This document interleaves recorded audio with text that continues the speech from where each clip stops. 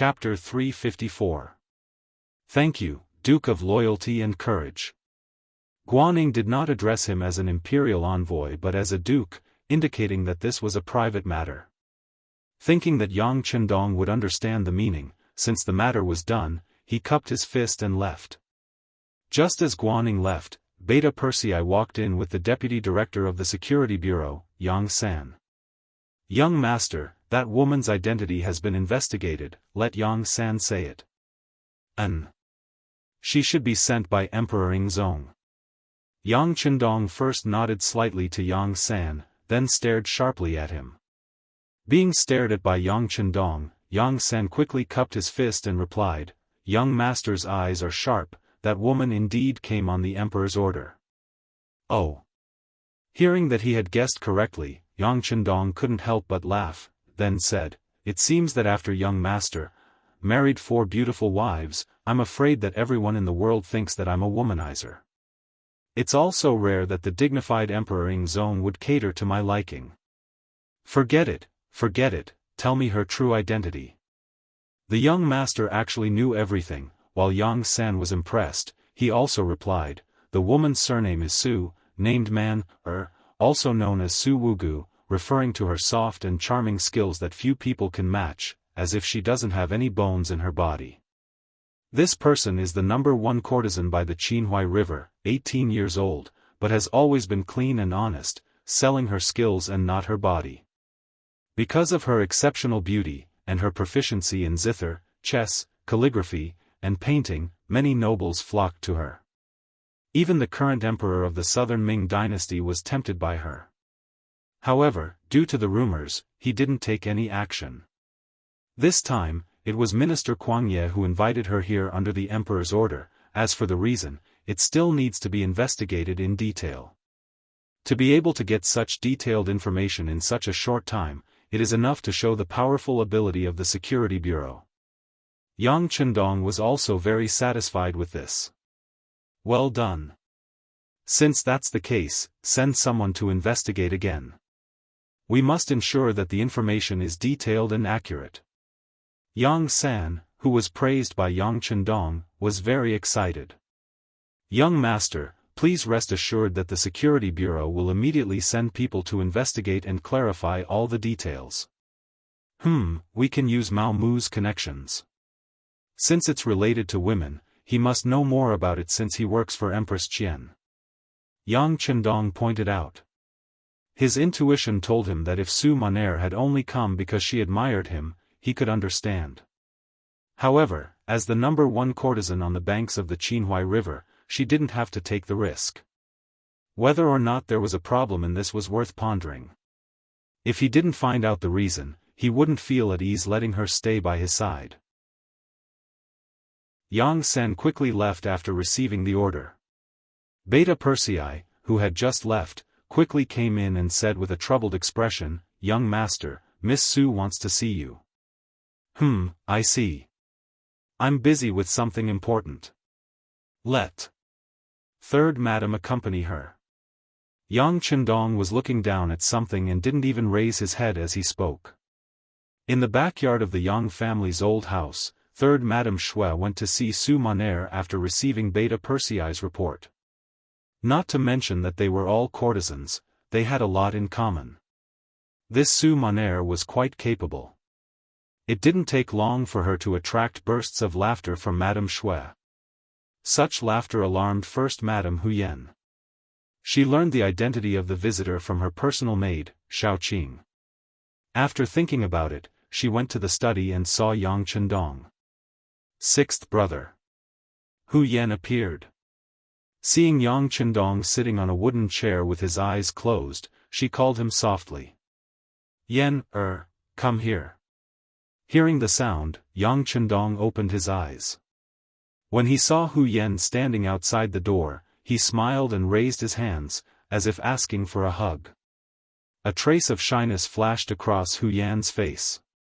She walked into the study with a 3-inch golden lotus and soon fell into Yang Chendong's arms. Even so, she still said shyly, "6th brother, Beta Persei and Shaoqing are outside. I'm afraid they will laugh at us." What are you laughing at? You're my wife, and I'm your husband. It's natural for us to love each other as husband and wife. There's no need to care so much. Yang Chendong said indifferently. After picking up Hu Yan, he frowned slightly. Why have you lost weight again? Are you not satisfied with the food? Alas, the southern food is good, but it's too bland. No. It's very good. I like these bland foods. Hu Yan shook her head quickly. She was born in the Hu family. Since she was born, her grandfather, Hu Shao, had been a high-ranking official. She grew up in luxury and had never been mistreated. But compared to after following Yang Chendong, she found that her previous life was somewhat shabby.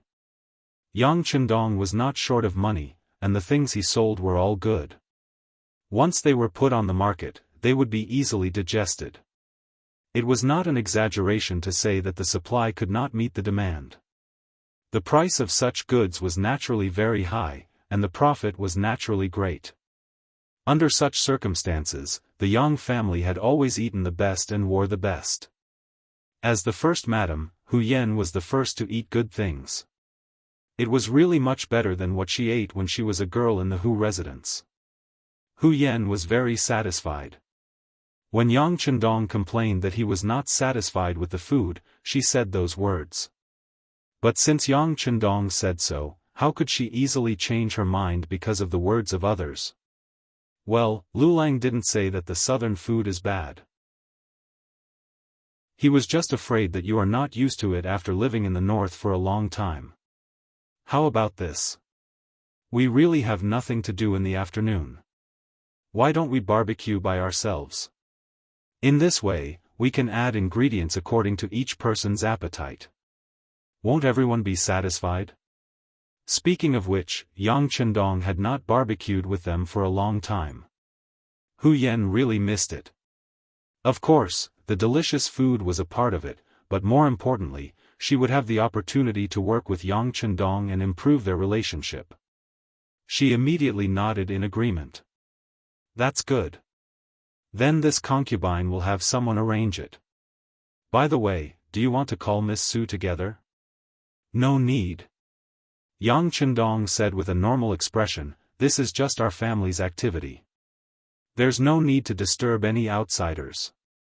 Oh, okay. When Hu Yan answered, her expression was very natural, but her eyes were much brighter, as if she had put down something. Hu Yan left. When she left, her footsteps were obviously much lighter. Yang Chendong saw all of this. He knew that no woman was willing to share the man she liked with other women. No matter how magnanimous she was and how nice her words were, when it really happened, there would still be a trace of resistance and unwillingness in her heart. Thinking of this, although Su Maner was indeed unbelievably beautiful, Yang Chendong still lost some interest. When he had many women, he realized that the thought was the most important. As for women, how many was enough? How many was enough to satisfy one? Hu Yan left happily. Then, as the wife of the family head, she began to take care of the barbecue in the afternoon. As the number one cook Yang Chendong had used for many years, Yi Chior was naturally the main force. This time, she had also returned to Jianghu Mansion from the capital. At this moment, she began to prepare all kinds of ingredients and condiments. Not long after, fourth brother Yang Yang also rushed over after hearing the news. When he was in the capital, he had been lucky enough to participate in the barbecue once and found it very interesting. Now that he had another chance, how could he let it go? He immediately rolled up his arms and sleeves, indicating that he was going to do something.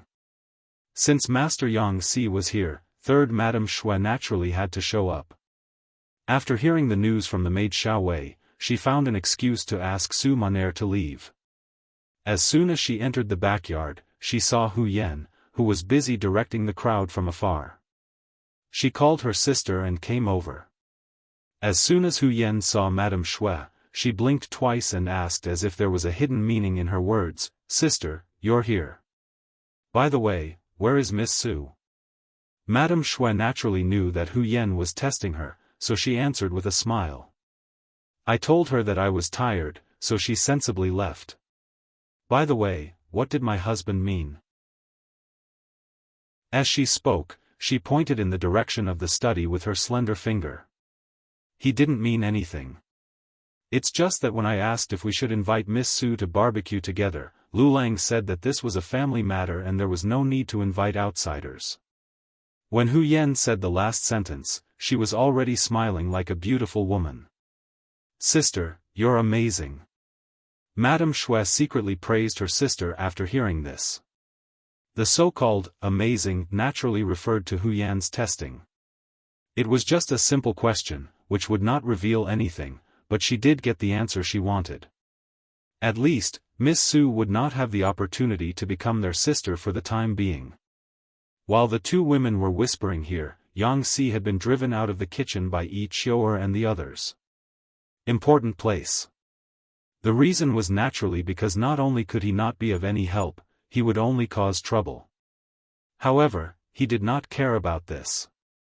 Instead, he asked where sixth brother was and hurried over.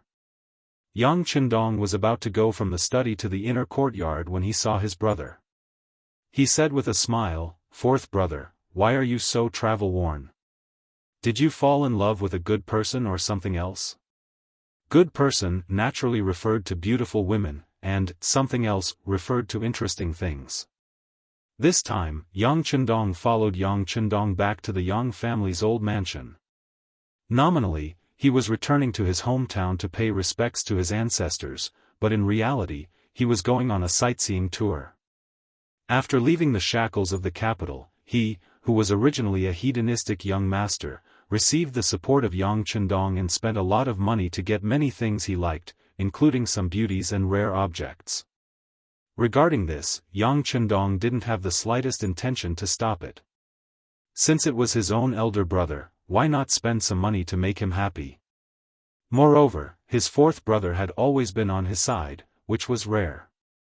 He should cherish and keep it. Chapter 355. After being praised by Yang Chendong as a good person, Yang immediately laughed in embarrassment. It was true that he was fourth brother, and in terms of age, he was much older than Yang Chendong. However, it was as if he had not grown up yet. He liked to show all his thoughts on his face. However, it was only awkward for a moment before he immediately countered with a smile, "That's right, fourth brother heard that a beauty came to the residence. It is said that she is the #1 courtesan of the Qinhuai Sea. She is very beautiful. Has sixth brother seen her before?" "Of course I have. She is indeed very beautiful." Yang Chendong did not have any intention of hiding and gave a direct answer. "Oh, she is so beautiful. Why is sixth brother not moved?" Yang Si's interest was immediately piqued. He asked as he walked forward. There is no good beauty. There is no good banquet." Yang Chendong said with a prophecy. Yang was able to become a disciple of the Yang family and play around in the capital for so many years without any problems. He really had some ability. Just from this sentence, he felt something. He immediately asked carefully. "Since that is the case, fourth brother should control himself. At the very least, you have to find out the other party's background." "Of course. Sixth brother is no longer a virgin. Fourth brother, don't worry." In response to Yang Chendong's reminder, Yang Chendong smiled and then strode towards the inner courtyard at the back. He had heard of the honey trap countless times. This kind of cliché method might be the most useful in many cases. However, when it came to being useful to him, it was not an easy matter. The loyal duke knew what he needed now and what he should stay away from. The inner courtyard at the back started to become lively. Not long after, the smell of smoke and fire started to drift in with the air. Xiao Yunju, who was also in the inner courtyard but was not considered a maid in the inner courtyard, pouted and had an unhappy expression. "Young miss, what are they doing? Why didn't they call us over?"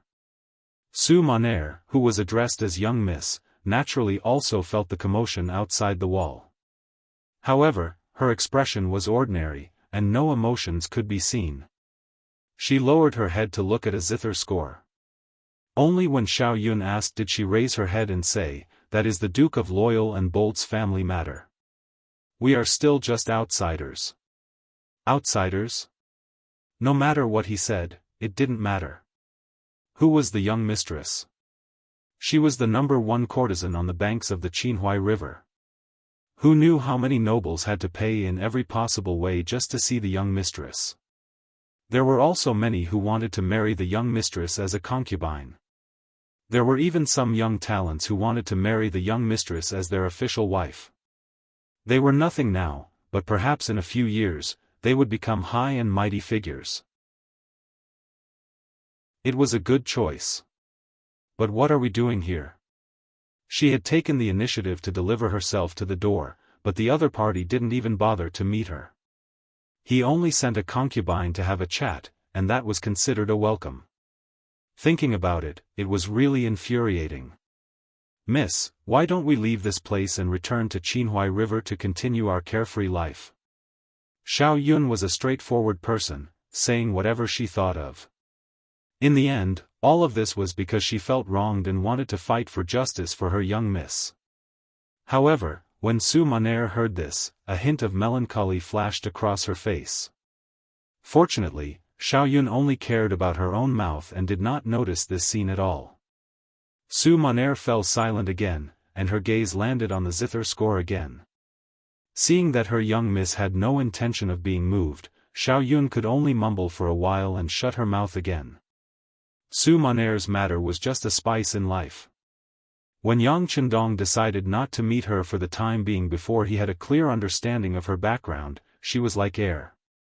Other than occasionally paying respects to First Madame Hu Yen and discussing her skills with Third Madame Shui, she stayed in the Yang family's side courtyard quite quietly. In the blink of an eye, half a month had passed. The Leng Feng army had already disembarked from Fuzhou Prefecture. According to Yang Chendong's instructions, they did not turn to Jianghu. Instead, they headed straight for Jiangxi's Ganzhou to meet up. Yang Chendong also left Jianghu Prefecture the day after he received the news and headed straight for Ganzhou. The ancestral worship seemed to have come to an end. When Yang Chendong left the Yang family's old mansion, other than the old housekeeper, Ong Hai, who stayed behind to preside over the overall situation, fourth brother, Yang Yang, also stayed behind. This was Yang Yang's request and Yang Chendong's tacit approval. The situation on the battlefield was ever-changing. Even with the most advanced firearms, Yang Chendong did not dare to say that he would win every battle without any danger. If he brought fourth brother with him, if something happened, how would he answer to the Yang family? It was safer to stay in Jianghu. As for whether it was safe to stay here, as long as Yang Chendong was on the front lines and the war was going smoothly, no one would make things difficult for him. Who would do such a thankless task that would offend others? Not only that, the Nanming Empire would probably focus on protecting his safety. Other than fourth brother Yang Yang, everyone else, including the two madams, followed him out of Jianghu and headed straight for Ganzhou. This naturally included General Guaning and Su Monair, who were allowed to follow the army. After the large group of people left the city, they traveled quickly along the road. Their speed was not slow at all. Yang Chendong sat in the luxurious carriage in the center and did not show his face. Su Monair wanted to strike up a conversation with him several times but did not manage to catch a glimpse of him. From Su Monair's point of view, this Duke of Loyalty was really mysterious. She had been here for more than 10 days, but she had only seen his back view from afar.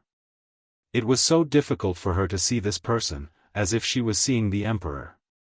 All these changes lasted until they reached the outskirts of Ganzhou city. Finally, Su Monair, who was sitting in the carriage, could see Yang Chendong's true appearance. It was a rainy and gloomy day.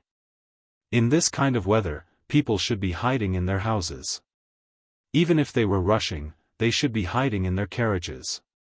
Soldiers should be hiding in their barracks. However, this was not the case at the outskirts of Guangzhou city. Looking from afar, a green wall that was as tall as a person appeared in front of her. It was not affected by the rain outside at all. The green wall that appeared from afar was Yang Xie's new army of 3,000 soldiers. Among them, 1,000 were the elite 2nd Battalion of the Cold Front. 2,000 were the 1st Battalion of the Auxiliary Battalion, whose combat strength was slightly lower but whose overall quality was much higher than the ordinary Ming army. Leng Feng was still dressed the same as before. He was wearing a green camouflage uniform with a beret on his head and military boots on his feet. From afar, he looked majestic and valiant. The Auxiliary Battalion wore a more ordinary green uniform for training. They did not have any standard military ranks. Even so, when 2,000 people stood together neatly, it still gave off a very majestic feeling. Among them, many people were holding back their energy, thinking that they could change into a more spirited camouflage uniform and become a true member of the Cold Front. This comparison was purposely arranged by Yang Chendong. The Cold Front was suppressing the Auxiliary Battalion everywhere. This was equivalent to encouraging everyone. If they wanted to receive better treatment and more respect, they had to rely on their own efforts to achieve it. The sudden appearance of the 3,000 Cold Front was waiting for their master, the young master, Yang Chendong, to inspect them. Once they entered Yang Xie, even if they were the lowest level of Auxiliary Battalion, they still needed to train their formation. This was so that one day, the 6th young master could inspect them and prove themselves. Now that the main character had finally appeared, everyone stood up with 200% of their spirit. Even if it was drizzling, it would not be able to stop their passion from radiating in all directions. The Cold Front was right in front of them, waiting to be inspected.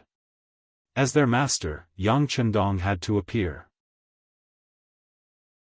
Therefore, he walked out of the luxurious carriage and pushed away Tiger's Mane, who was about to hold an umbrella for him.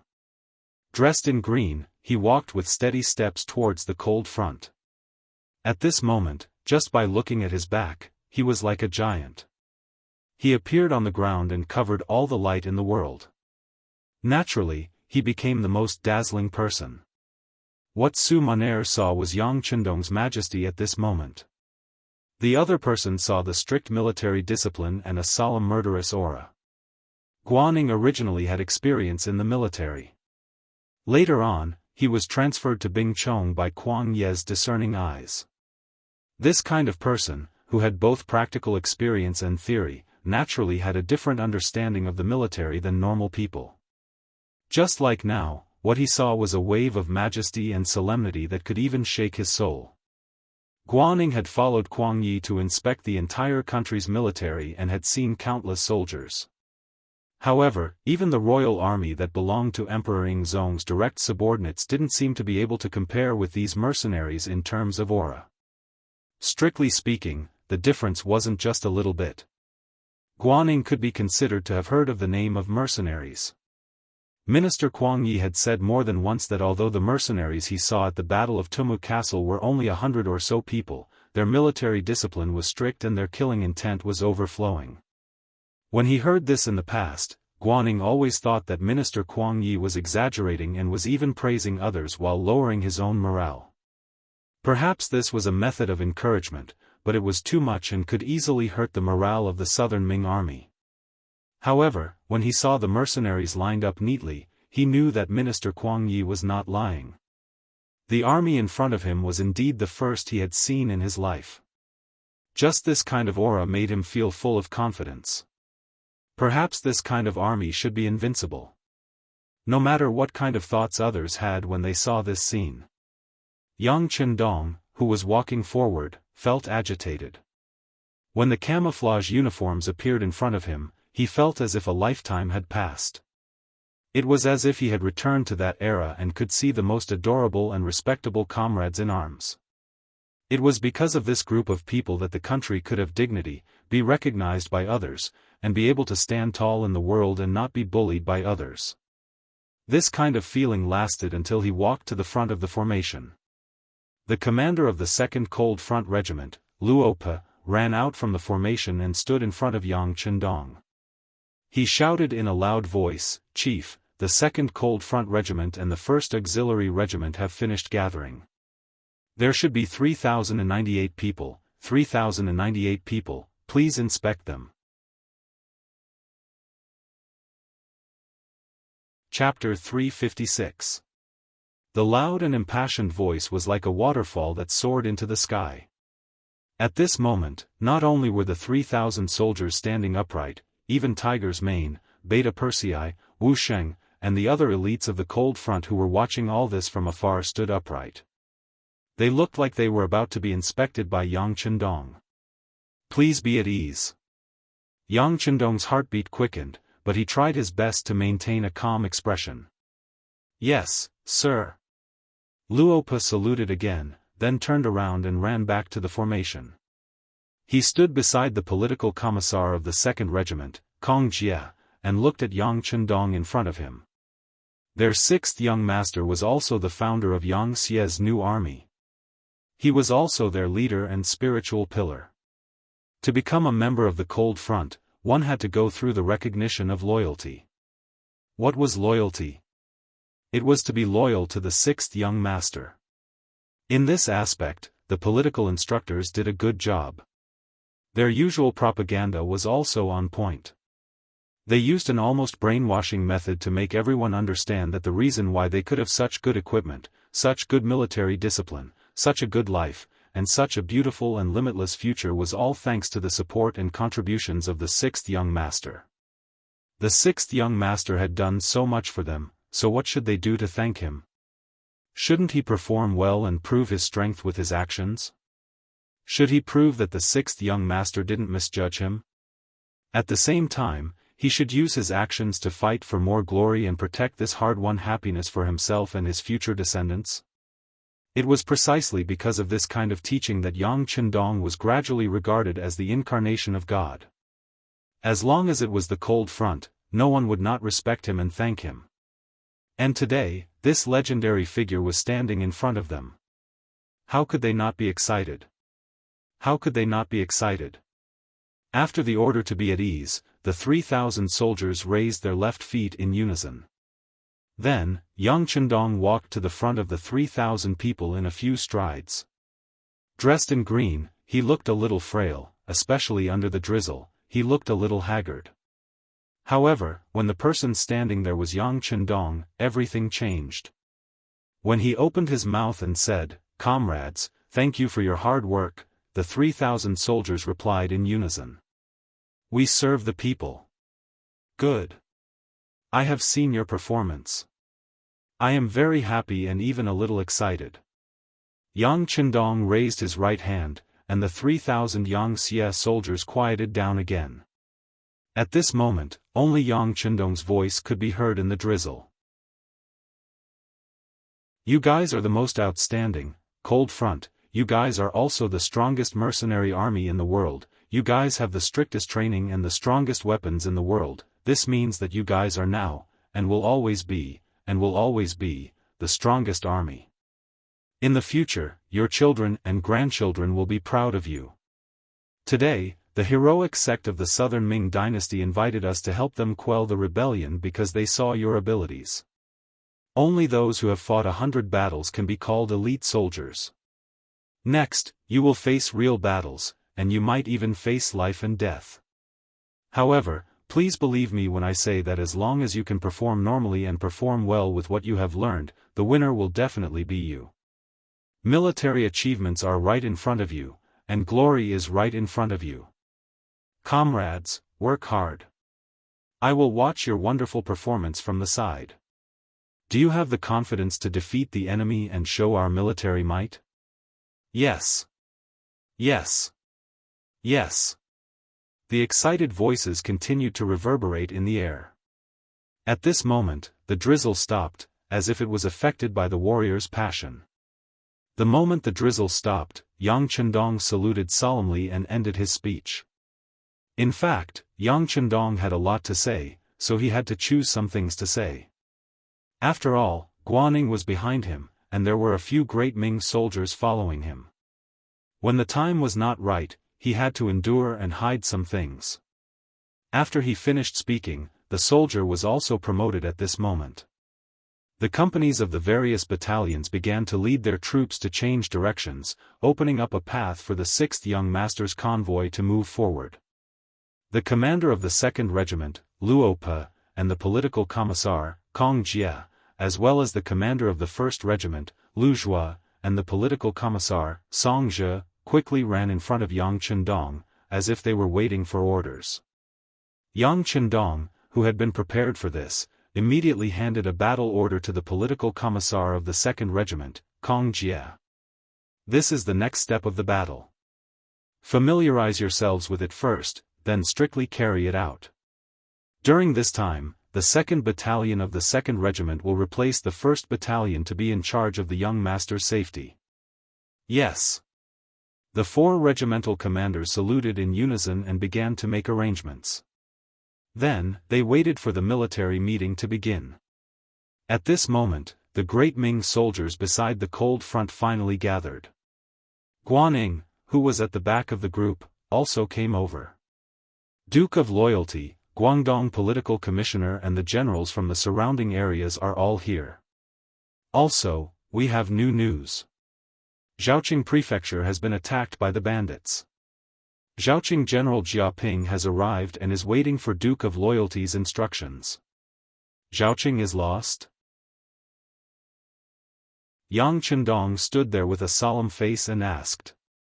Yes, it's lost. Guaning lowered his head and said in pain. When he saw the strict military discipline of the mercenaries and how majestic their troops were, he was determined to go all out. However, the bad news that followed was like a bucket of cold water that instantly woke him up. Thinking of his own incompetence and the strength of the mercenaries, this stark contrast made him feel even more ashamed and unable to show his face. All right, gather them here.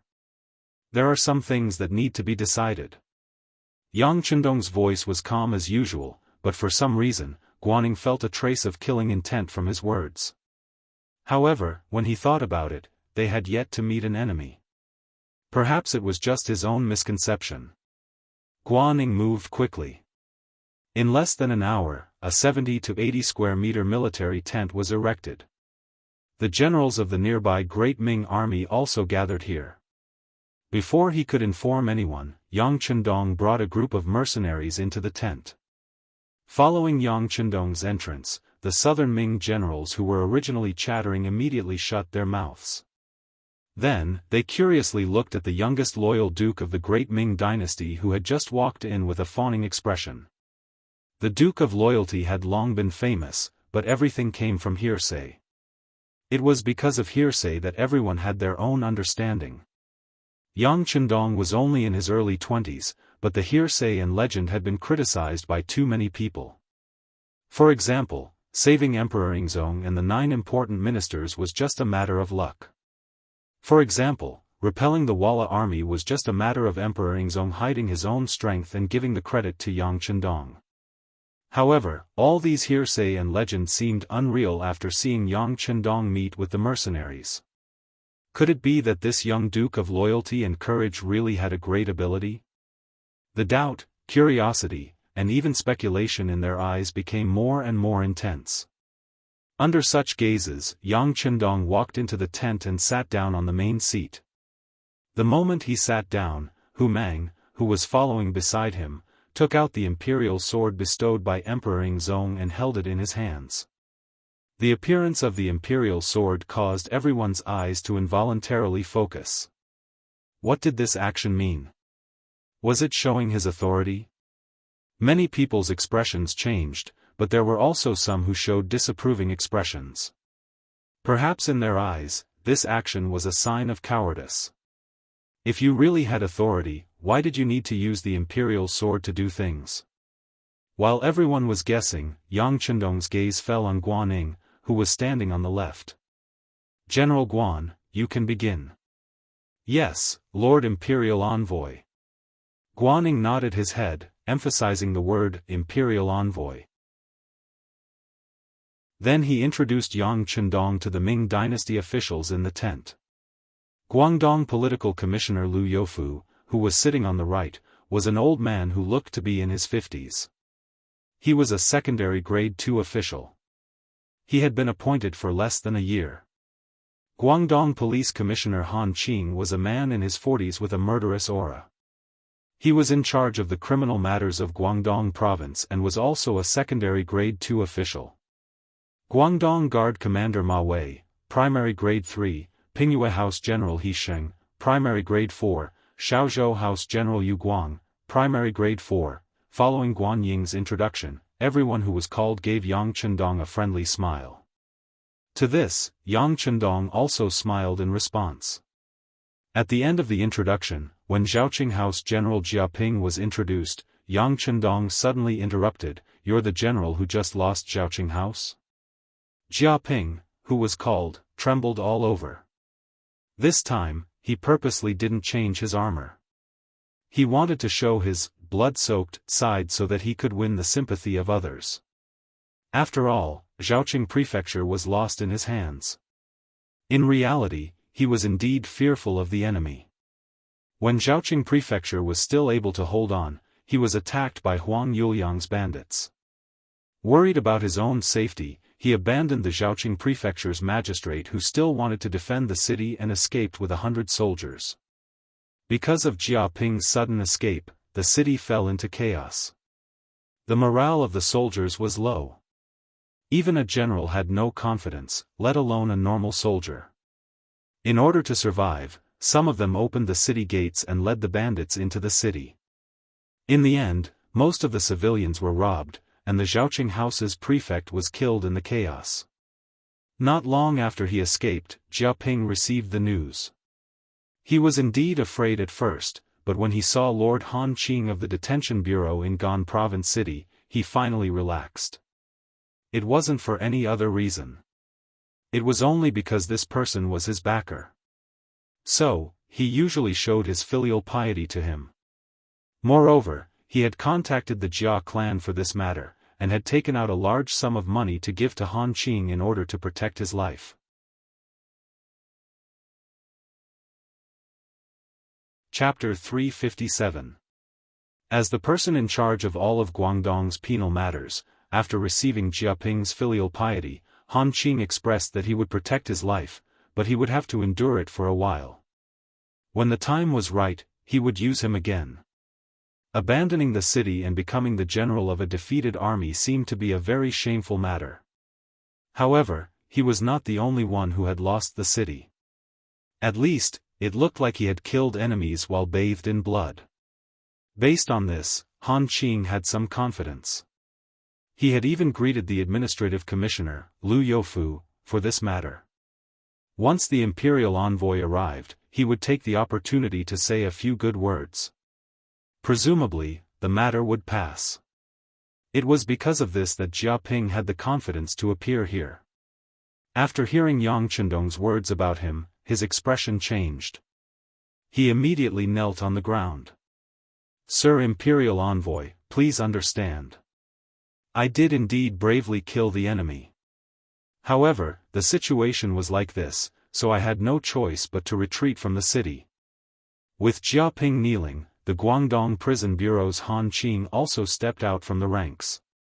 General Jiaping's words are not wrong. This time, the bandit army is indeed superior in numbers. We had no choice but to abandon the city. Imperial Envoy, please understand. Han Qing stepped out and took the initiative to plead for leniency for Jiaping. After the other Guangdong officials saw this scene, they all understood tacitly. They knew that he must have received a lot of money to save his life.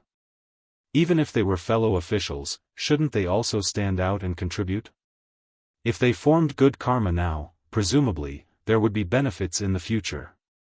Furthermore, with the idea of dying if the lips and teeth were cold, pleading for leniency for Jiaping now was equivalent to leaving an extra path of retreat for themselves.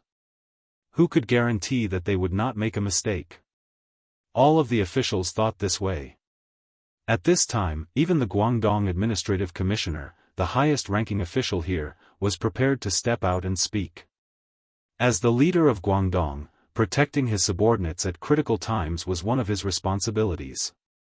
Only then could he receive the respect of others and better pass on his ideals and orders. Thus, the atmosphere in the tent became lively. Many people were eager to give it a try.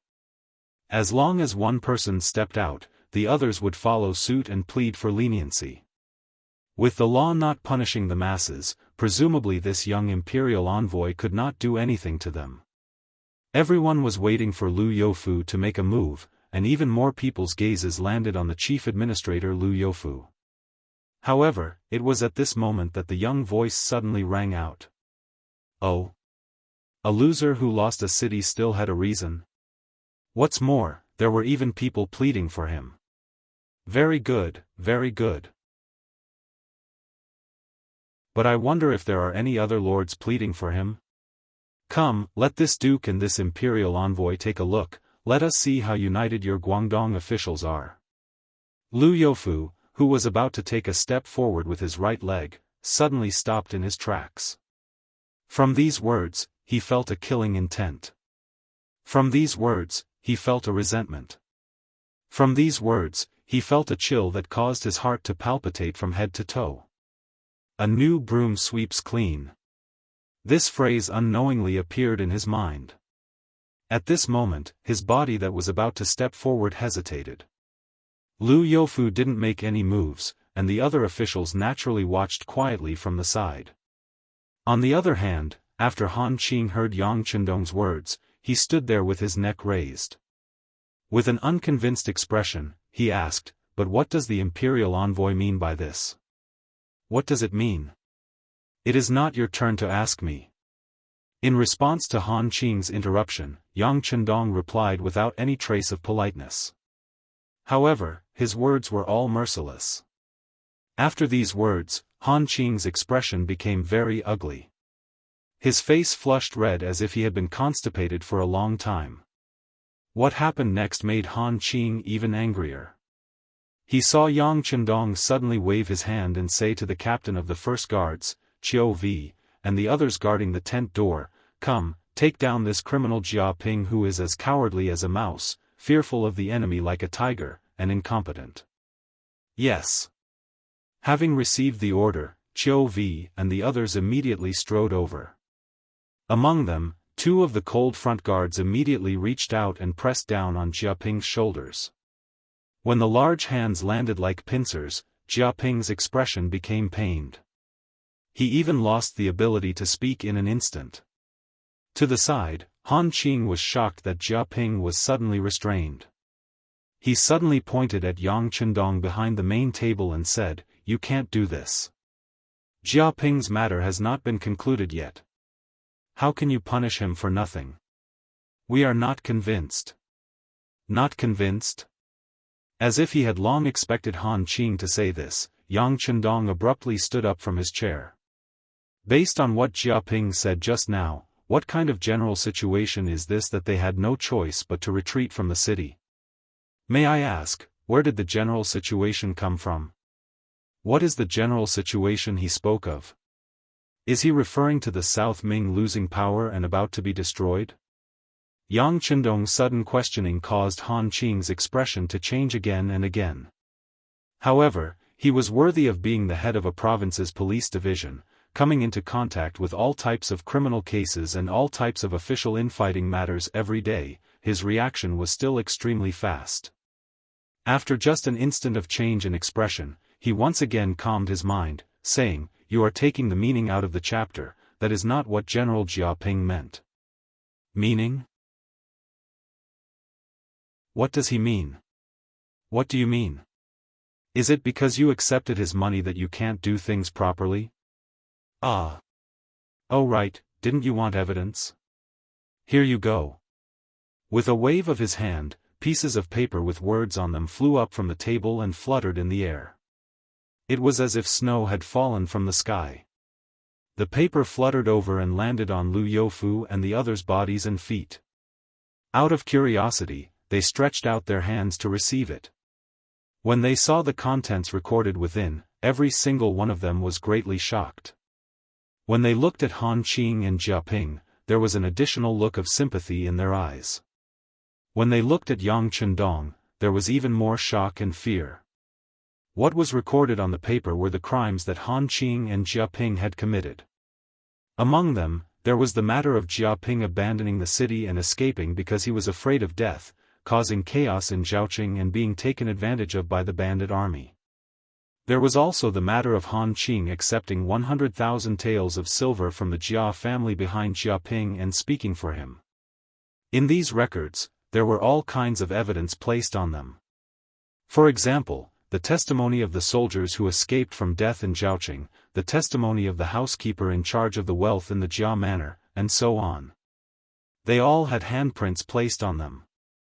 This was already a fact that was set in stone. There was no need for the imperial envoy to fake something like this because it was fake. Regardless of whether it was Han Qing or Jia Ping, they could have brought it up in front of everyone. What they would lose would only be the imperial envoy's face. It might even cause him to not be able to continue doing this job. Putting aside whether it was worth it to wrongly accuse others like this. Jia Ping, who had also seen what was recorded on the paper, was already trembling all over. There was also Han Qing. After seeing all of this, he immediately knelt on the ground with a plop. Then, he cried out loudly, "Lord Imperial Envoy, it was all my fault. I am willing to plead guilty and hand over all of this dirty silver. Please have mercy on me." As he cried out loudly, Han Qing's gaze landed on Lu Youfu, who was standing to the side. "Sir Lu, please speak to save me. You know, I was just confused for a moment." Han Qing's cries had proven everything, and it could also be said to be everything. At this moment, everyone knew that Han Qing could be considered to have met with trouble. To throw away his reputation and future for 100,000 taels of silver, no matter how it seemed, it was not worth it. Lu Youfu, who had his name called, gently closed his eyes. He really didn't want to speak for Han Qing. It was fine if he did something dirty, but if he was caught red-handed and brought up publicly, then he was an idiot. For such an idiot, if he spoke out and begged, then wouldn't he also be an idiot? However, even though the logic was like this, Lu Youfu had no choice but to reach out. It was not for any other reason than because he had a good personal relationship with Han Qing. After coming to Guangdong for a year, he had received a lot of filial piety. As a result, the two of them had a deep connection to many things. If the other party really met with trouble, if he just stood by and watched, who knew whether or not a mad dog would randomly bite people?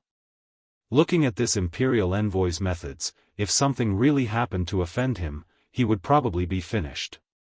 Lu Youfu, who didn't want to speak, had no choice but to do so.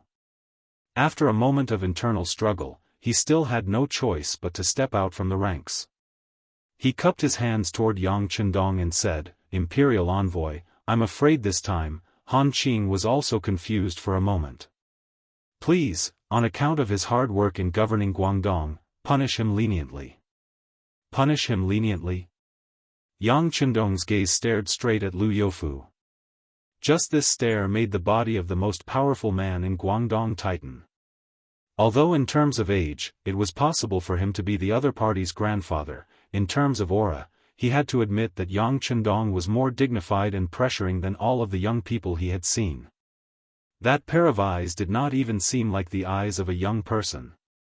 It seemed to be a pair of aged eyes that had experienced many things. It was as if they could see through anything in the world in an instant.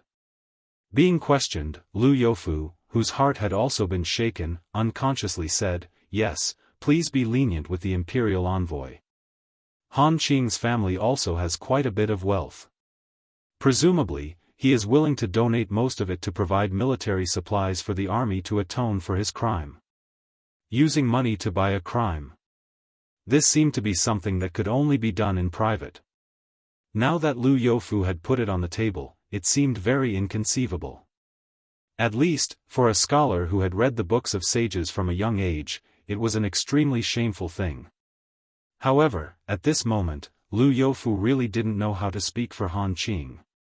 This imperial envoy had just arrived. In terms of personal relations, there was nothing at all. He was not an official of the Southern Ming. Even if he found someone to suppress him, it would probably be very difficult. Even if it was really done, Han Qing's head would probably have already fallen to the ground.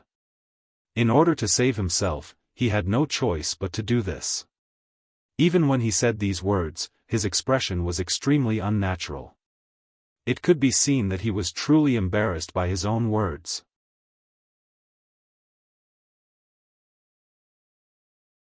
Chapter 358. When Lu Youfu said this, Guan Ning, who was standing in front of him, had an extremely ugly expression. From his point of view, the officials of Guangdong province had truly thrown away the face of the Southern Ming dynasty in today's meeting. The generals had abandoned the city and fled, and the civil officials had received dirty money. If news of this were to spread, who knew how many people would secretly mock them?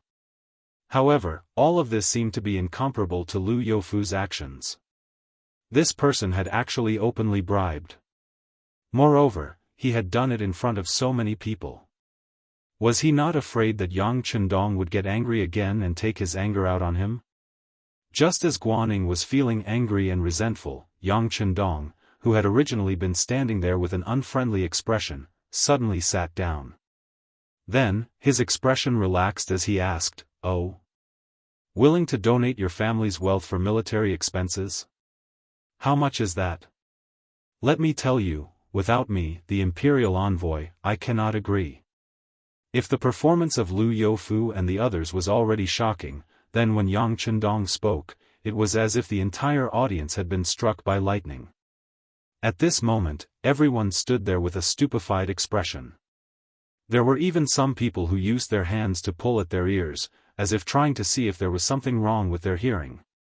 One was publicly bribing, the other was publicly bribing. Moreover, all of the people present were important officials of Guangdong. There was no lack of important officials and generals. This scene that he didn't even dare to imagine actually happened. At this moment, even Lu Youfu, who had helplessly spoken the words of bribery, was similarly shocked. He stood there, not knowing what to do. Seeing that the tent had suddenly become quiet, Yang Chendong seemed to be very displeased with everyone's performance. What? Could it be that this imperial envoy did not speak clearly enough? Or is it that the guilty official Han Qing is unwilling to pay? I am willing, I am willing. After finally understanding that all of this was true, Han Qing was like a drowning person who had suddenly grabbed onto a piece of dead wood. He repeatedly said, "The guilty official is willing to pay, pay." How much? Yang Chendong leaned on the document in front of him and stared into Han Qing's eyes. Pay. Han Qing thought about how Yang Chendong had said he could not take too little. Thinking that this kind of opportunity might not appear a second time, he gritted his teeth and said, "I am willing to take out 200,000 liang of silver to atone for my crimes. Please give me another chance." 200,000. Hearing such an answer, Yang Chendong repeated it softly. Then, he stopped talking and looked like he was thinking. This scene really scared Han Qing. He thought that the amount of silver he offered was too little. At that moment, he hardened his heart and said, "I am willing to offer 400,000 silver taels. This is all I have. I don't have any more." "Oh, 400,000 taels. After all, you're a second-rank official of the imperial court. You're worth this price. Since it's like this, let's forget about it. I will not pursue your crimes. As for how the emperor will deal with you, it has nothing to do with me." Yang Chendong waved his hand. This also made Han Qing, kneeling there, let out a breath. He knew that he was fine for now. As for the emperor, based on his relationship with a few important officials in Jingdo, there was still room for negotiation. He was just afraid that he would need to borrow money to get through the disaster. Han Qing had no crimes. The kneeling Zhaoqing General Jia Ping seemed to have seen the hope of rebirth. Ignoring the pain in his body when he was pressed down, he shouted loudly, "Imperial envoy, the guilty general is also willing to use silver to atone for his crimes. You're also willing to use silver? Yang Chendong seemed to ask with interest. Yes, the guilty general is willing to use silver. He is also willing to take out 400,000 taels of silver for the expenses of the mercenary army, Jia Ping said loudly as if he was afraid that Yang Chendong could not hear him clearly. Oh, you're only a 4th-level general, yet you're willing to take out 400,000 taels of silver. It is indeed a lot. After Yang Chendong's words fell, everyone else had an expression of understanding. It seemed that Jia Ping was also going to be offended. Before everyone's expressions completely relaxed, Yang Chendong, who had been speaking peacefully, suddenly changed his expression. Following this, he shouted in a roaring voice, "Because of you, tens of thousands of people in Zhaoqing Manor have suffered. Who knows how many southern Ming soldiers have died because of this? You still have the face to talk to me about silver? Where is the imperial sword? Here." Tiger's Mane, who was standing to the side, handed over the long sword that Kuang Yi had left behind. It represented that it could behead incapable rulers and slanderers. Following this, Yang Chendong reached out with his right hand and grasped the hilt of the sword. Following this, the sword flashed and the long sword was unsheathed. Then, a stream of blood flew out and coincidentally sprayed onto the face of Han Qing, who was still kneeling on the ground. The sword fell. The head of Jia Ping, who had been alive and kicking, fell to the ground, separating him from everyone else. Just like this, Jia Ping was killed. This unexpected scene caused everyone to not know what to say for a moment. They had clearly just been discussing the price. Why did he suddenly kill someone?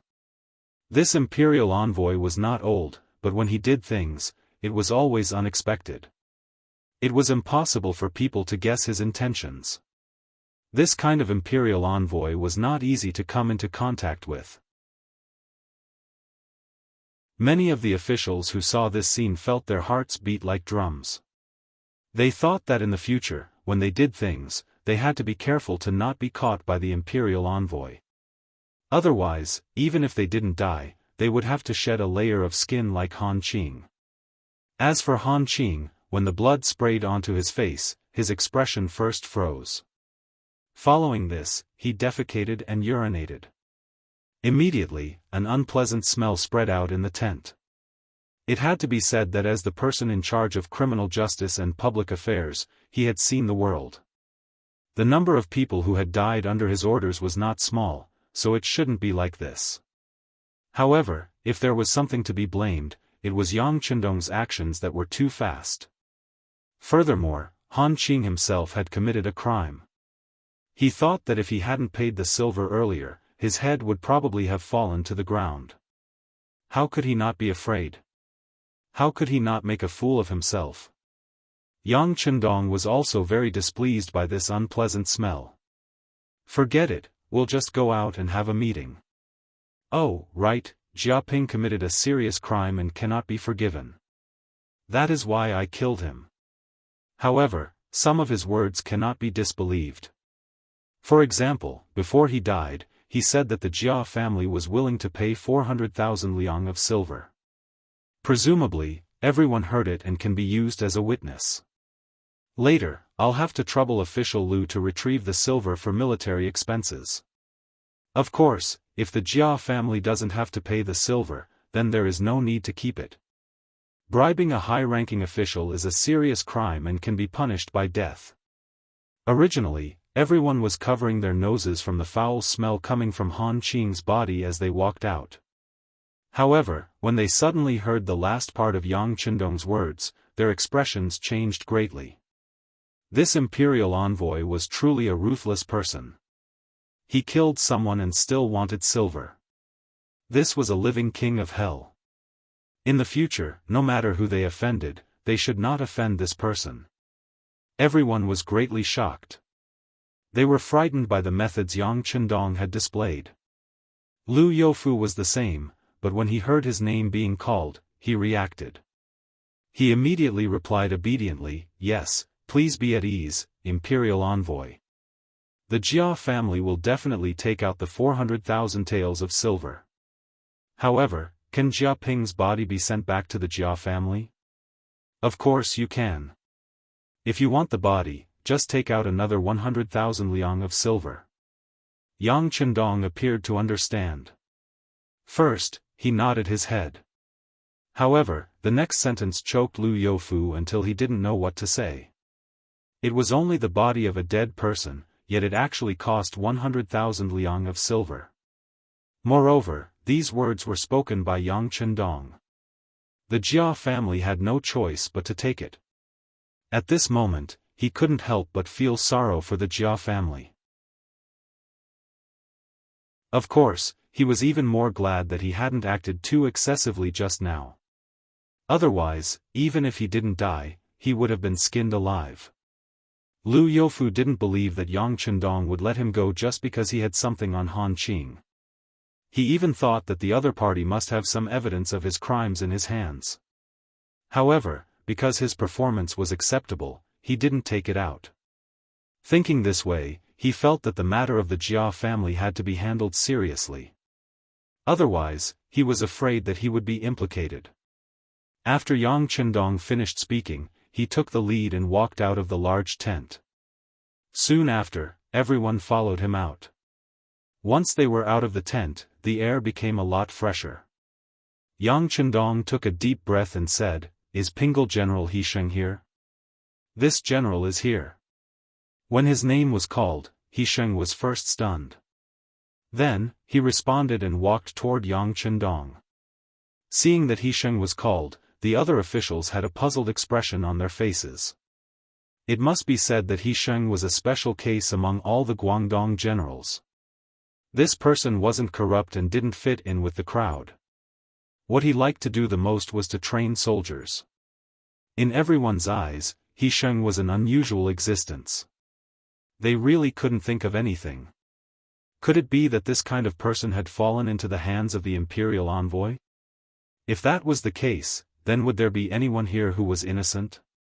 While everyone was puzzled, they saw He Sheng walking to Yang Chendong's side in the distance.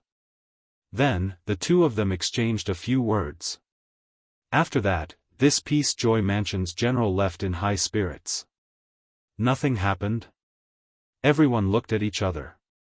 Only then did they realize that this was the imperial envoy arranging military affairs. After understanding this point, everyone was even more puzzled. What did this mean? Why did he arrange the military affairs behind their backs? Could it be that he didn't believe in their loyalty to the Southern Ming Empire? Of course, these thoughts were only in their hearts. If there was anyone who dared to stand out and criticize Yang Chendong, they would have already lost their courage. On the other side, after He Sheng was called away, Shao Province's General Yu Guang was also called over. Then, he nodded and quickly left the place. After taking their seats, Yang Chendong turned around and looked at everyone with a smile. "I'm sure everyone must be hungry after being busy. Lord Lu, have you prepared something to eat?" "It's ready, it's ready. Everything has been arranged in Guangzhou City. Imperial Envoy, please go ahead." Seeing that the official business was finally over, Lu Youfu couldn't help but feel relieved. He responded with a smile.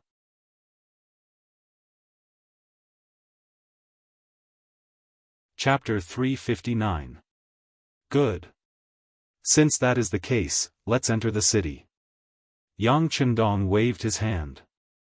Immediately, everyone entered Guangzhou City in a grandiose manner. The news of Yang Chendong killing Jia Ping and severely punishing Han Qing quickly spread throughout the city and the army.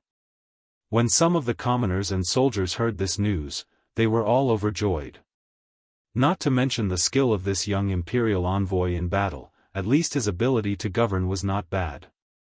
The commoners were like this. As long as someone punished a corrupt official, they would be happy. As for whether or not they would be able to gain anything because of this, that was not something they cared about. Lu Youfu gave Yang Chendong a very good residence in Guangzhou City to live in. Naturally, Yang Chendong would not refuse such good intentions. At the same time he gladly accepted, he had his wife, Yuan, and the others move in as well. Not only that, but he also had the back garden tidy up. Then, he had the third wife, Lady Shui, invite the number one courtesan by the Qinhuai River, Su Maner, to liven things up. Finally, she could see Yang Chendong's face. Although she was invited over as an entertainer, the servant girl, Xiao Yun, also had many objections. However, as the main character, Su Maner, was not angry at all. In her opinion, being able to come into contact with Yang Chendong was the first step to success. As for how it was done, that was not the most important thing. Moreover, the moment she entered the city, she had heard about Yang Chendong's actions in the large tent. She was very curious. Was this imperial envoy, who had openly bribed someone, not afraid that the matter would reach the emperor and he would be punished? Where did he have the confidence to do such a thing? With all kinds of questions in her mind, Su Maner appeared in the back garden in a long white dress. As soon as Su Maner appeared, she gave people a very stunning feeling. Dressed in white, she appeared incomparably holy.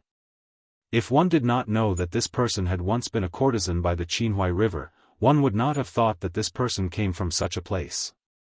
On the contrary, judging from her attire and behavior, it would be more accurate to call her a lady from a respectable family. Yang Chendong's eyes narrowed when he saw Su Maner's outfit.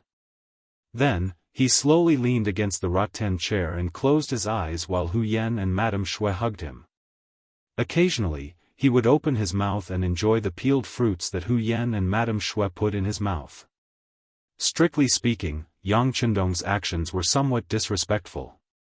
However, as if she was used to such things, or perhaps she was already mentally prepared, Su Maner was not angry.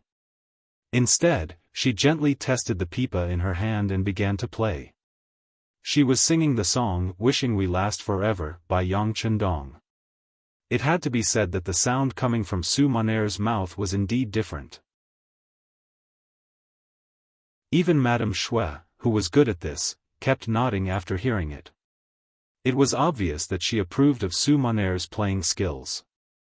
Yang Chendong sat on the rattan chair with his head slightly tilted back. The corners of his mouth curled into a gentle smile.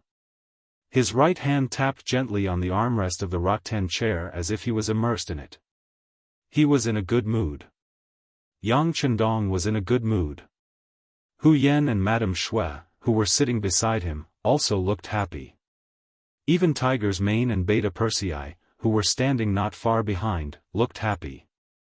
In these people's hearts, Yang Chendong's happiness was their happiness, and Yang Chendong's happiness was their happiness. This was a powerful personality charm that could affect the mood of others at any time and place. This warm and wonderful scene lasted for more than an hour, and then everything was ruined by the sounds of fighting and shouting outside. Out of instinct, Tiger's Mane and Beta Persei came to Yang Chendong's side to protect him. In addition, Tai Qingyi, who was standing not far away, also stood in front of Yuan and Madame Shui. There were 6 other women standing with her. From the determination in their eyes, it could be seen that they were not afraid of death. This sudden change made Su Maner, who was singing, shut her mouth naturally. When she saw that Yuan and Madame Shui were protected by people, and only her maid Xiao Yun came to her side, she did not know why, but there was a faint jealousy in her heart. At this moment, the sounds of fighting outside had stopped. Then came the shout of General Guaning. "I want to see the Duke of Loyalty. Let me go." Obviously, the person who came should be Guaning. He probably took things too hard because of what happened in the big tent in the morning and wanted to see Yang Chendong. However, Yang Chendong, who was in a relaxed state, could not be disturbed by just anyone. He was blocked outside the door as usual. In a moment of anger, he wanted to break in. Let him in. Yang Chendong, who was sitting on the rattan chair, looked calm. It was not clear whether he was really angry, but there was a sense of coldness in his voice. As the voice rang out, there were footsteps in the outer courtyard. Then, Guaning, whose face was slightly red and swollen, walked in under the escort of 4 Leng Feng. To be able to have 4 Leng Feng following him, it was clear that Guan Ying's skills were not bad. Looking at the Leng Feng who followed him, it seemed that their clothes were also disheveled. It was clear that the fight just now had been very fierce. Yang Chendong's gaze swept over the 5 people. Then, his voice was still indifferent as he asked, "You want to see me?" "That's right, I want to see you. I want to ask you why you did what you did during the day. Also, what were those generals sent out to do? You have to give me an explanation." Guaning glared and shouted, as if he was very angry. Guan Ying's shout entered his ears clearly. Sitting there, Yang Chendong first frowned slightly. His gaze swept over Guan Ying's body again and again. Then, his smile seemed to be forcefully wiped away by an invisible hand. His expression suddenly became much more serious. "Who do you think you are? Do you think I am someone you can see whenever you want to? What I want to do, is it something you can question? You still have an explanation? Let me tell you, even the Emperor of the Southern Ming Empire would not order me like this. Since you want an explanation, then I'll give you one. Beta Persei, beat him." Yang Chendong's sudden anger scared Guaning. All this time, although Yang Chendong's actions were unpredictable, his attitude towards him could be considered friendly. At least, he didn't get angry at him, to the point that he forgot his identity. Now that he was suddenly reprimanded by Yang Chendong, he realized that he was just a small character. The reason why he didn't do anything to him was because he didn't put him in his eyes and didn't treat him as a dish. Now that he suddenly appeared and disturbed the other party's happy mood, was he going to punish him? As he thought this, he raised his head again and saw the tall Beta Persei walking towards him. Suddenly, anger flashed in his eyes.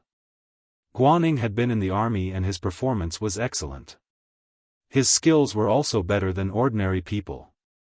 This time, when he followed Kuangya Minister to inspect the various guards, he was more often than not a guard. From this, it could be seen that his skills were quite good. This was also the reason why he dared to charge in alone. But just now, the 4 people he didn't put in his eyes taught him how to be a person. If it was a one-on-one, he was confident that none of the 4 would be a match for him. But in a group fight, the 4 people cooperated very well and he quickly fell into a disadvantage, to the point that he was pressed to the ground. This was already quite embarrassing. Now, Yang Chendong only sent 1 person.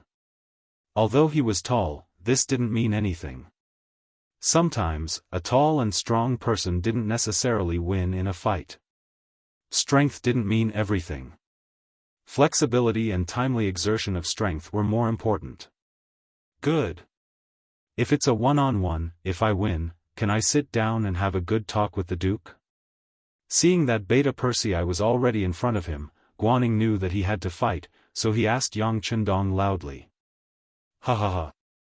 Guan Ying's shout attracted a burst of laughter from the surrounding people. This laughter was like a slap to Guan Ying's face, making him feel humiliated. "You're going too far." Guaning didn't get a reply from Yang Chendong and was instead ridiculed by the crowd. In his anger, he immediately stomped on the ground and flew up. Then, with a step in the air, he kicked at Beta Persei's head. This kick was fast and accurate. If Beta Persei was really stepped on, he would probably fall to the ground. Without resting for a month, he would never be able to recover. Seeing this kick land, Su Monair, who was watching this scene, couldn't help but cover her mouth with her white fingers.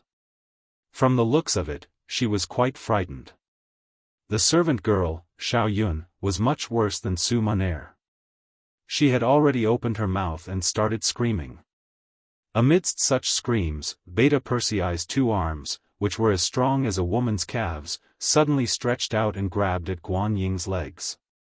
Everyone said that an arm couldn't win against a leg. From this, it could be seen that in terms of strength, arms and legs were not equal. However, this saying didn't seem to be practical when applied to Beta Persei. When the pair of arms stretched out to grab, the pair of legs, which should have been invincible, seemed to have been stopped in time. They were grabbed by something and fell into Beta Persei's hands. Then, they were restrained and couldn't move. When the pair of arms reached out, they accurately grabbed a pair of ankles. The pair of legs, which were wearing high-waisted cloth shoes, fell into Beta Persei's hands like a toy. When his attack succeeded, he laughed mischievously. Then, he forcefully twisted his waist and drew a circle with his feet as the center. Then, the pair of large hands in front of his arms suddenly loosened. Like flying a kite, he threw the owner of the pair of feet, Guan Ying, away. Guan Ying's kick was originally thought to be able to hurt Beta Persei. He was still thinking that the martial arts of the people around the Duke of Loyalty were only so when he was shocked to find that he couldn't move. Then, the whistling sound of the wind rang in his ears and he was thrown away.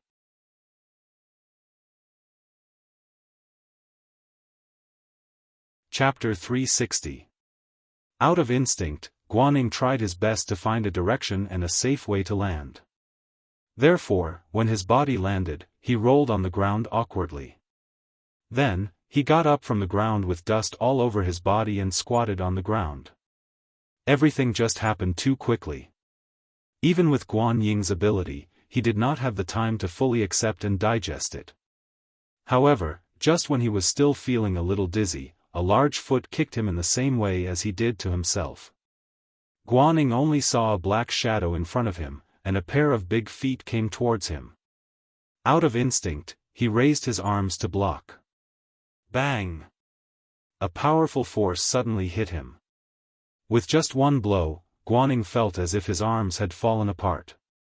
His whole body was also pushed back by the huge force.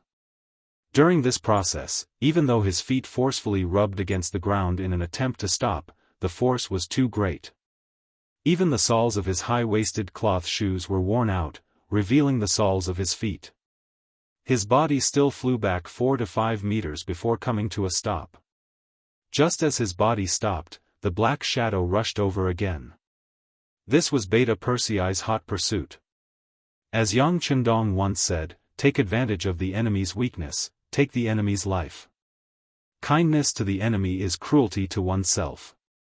He had gained the upper hand with one move, and followed up with another attack. A pair of strong thick arms had already reached over, and his fists turned into palms. He grabbed Guan Ying's body, which was still in shock and dizzy. After 2 consecutive blows, Guan Ying had lost his previous accurate judgment, so Beta Persei easily grabbed his arms and lifted him up. When his body suddenly leaned back, Guan Ying's body was thrown into a backflip by the inertia. This backward somersault was completely unexpected, and it was not what Guan Ying wanted either. This blow caused his body to come into close contact with the ground. The moment he was bombarded to the ground, he only felt that his eyes were dazed, and his whole body was in discomfort as if it had fallen apart. Thanks to his usual training, his physical fitness was not bad. However, if it was anyone else, just this strike alone would have been enough to take their life. Even so, Guan Ying was completely stunned by the fall. He had no idea that his opponent, Beta Persei, had already gotten up and lifted a large foot to stomp on his waist. A person's waist was flexible, but at the same time, it was also very fragile. Once the 200 kilograms Beta Persei stepped on it, the consequences would be unimaginable. Even if they didn't lose their lives, they wouldn't be able to stand up for the rest of their lives. Fortunately, at this moment, Yang Chendong's voice suddenly rang out. "All right, stop." As soon as this voice rang out, Yang Er, who had a ferocious expression on his face and was about to land his foot on the ground, suddenly froze. He stood there motionless, as if he was one of the 7 fairies who had been immobilized by Sun Wukong. After maintaining this posture for about a breath of time, the big foot moved to the side and came into close contact with the ground again. A short battle ended just like that. From the beginning to the end, Guan Ying was the first to take the initiative to attack. The rest of the time, he was on the defensive, and even took a beating. From this, it could be seen that the difference in strength between the two was huge. No one went to help Guan Ying up. They just let him lie on the ground and gasp for breath, his chest rising and falling one after another. This was the consequence of offending the sixth young master. If it wasn't for Yang Chendong's order, he would have lost his life by now. As time passed, no one spoke in the entire back garden, as if they were waiting for something. After about 10 breaths of time, Guaning finally moved.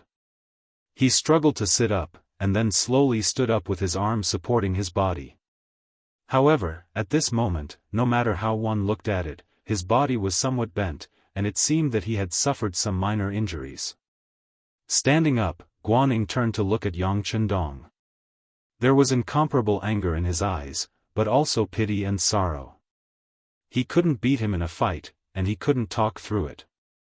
Regardless of whether it was wealth, power, status, or skill, the two sides were not on the same level. This made him feel a sense of inferiority. He finally realized that the mission Kuangya minister had given him was not going to be so easy to complete. "You're not dead yet, right? If you're not dead, then stand there and listen to me. Didn't you want me to give you an explanation? Then I'll tell you right now, I am the imperial envoy, and it was your minister Kuangya who begged me to come.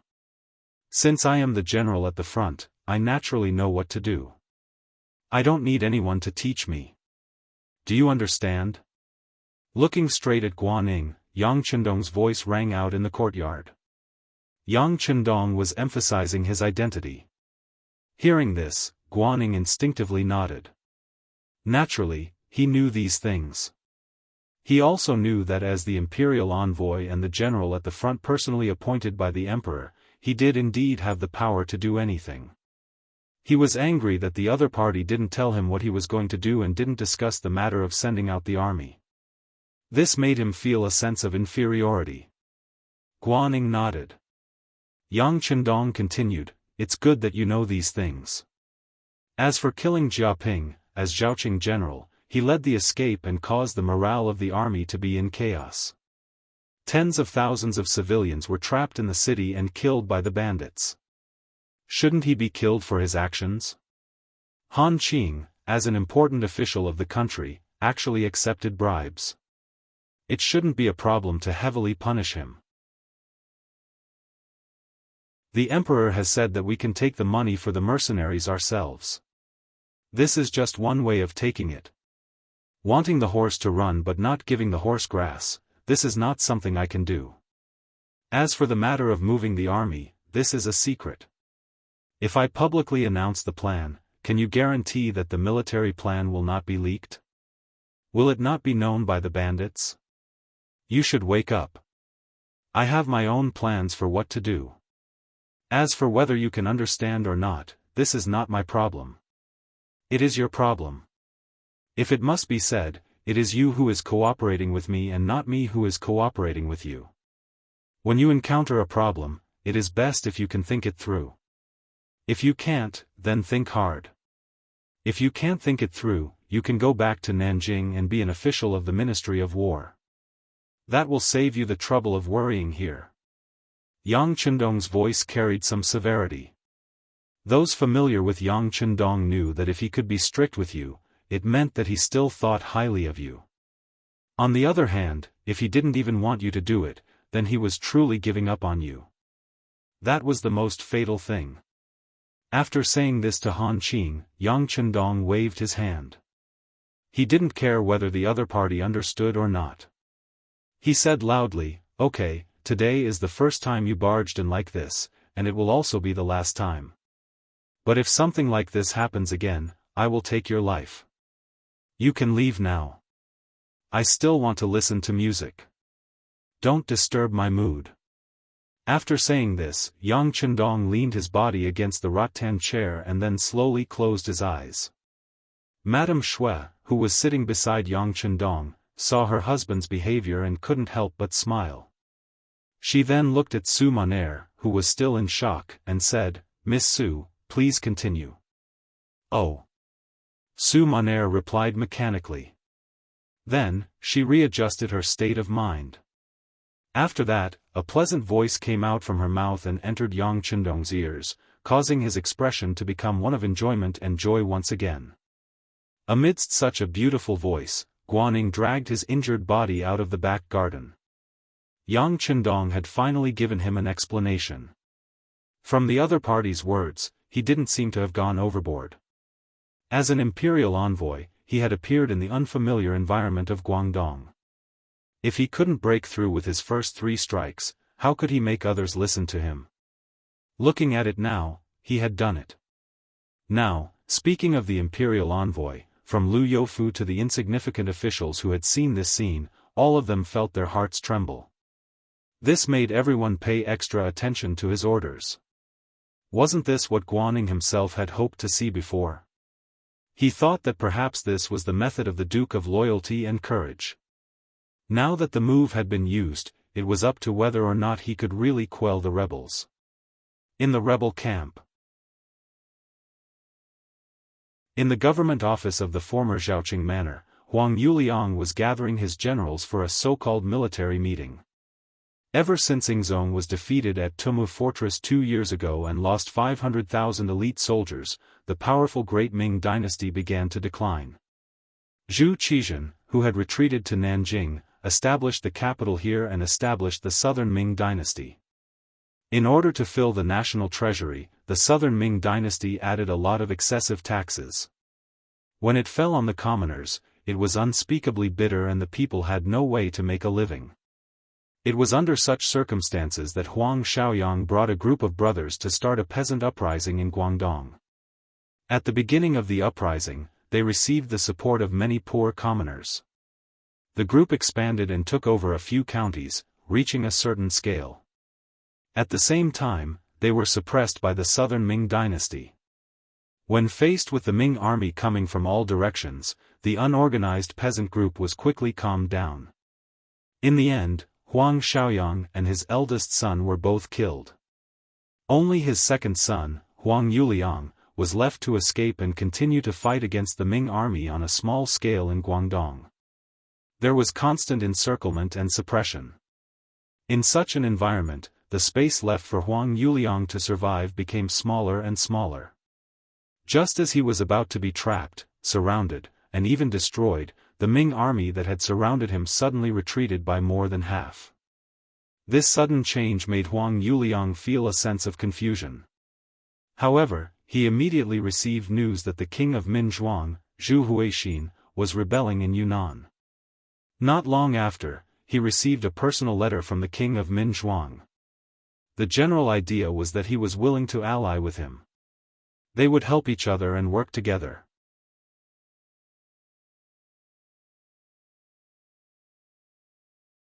Chapter 361.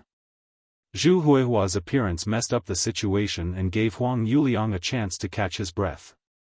Using this chance, he finally stabilized his footing. The initial defense turned into a timely counterattack, and now the siege of the city. His army had expanded to 150,000 people, and the number of citizens under his rule had reached close to 1 million. In Zhaoqing Manor, after a round of fighting, smashing, looting, and burning, the place was in a mess. Even sitting in the manor, one could still smell the smell of burning houses in the air. Huang Yuliang sat on the main seat and casually glanced at his subordinates. He lightly knocked on the desk in front of him, and the noisy hall instantly quieted down. Everyone, we have conquered Zhaoqing. Our forces have expanded by another step. This is something worth celebrating. It is enough to prove that the Southern Ming Empire is rotten, and they are no match for us. Ha ha ha. These encouraging words made everyone in the hall burst into laughter. Almost all of them had arrogant looks on their faces at this moment. It was as if the world would soon be under their control. Huang Yuliang also laughed along with everyone, but he quickly stopped laughing.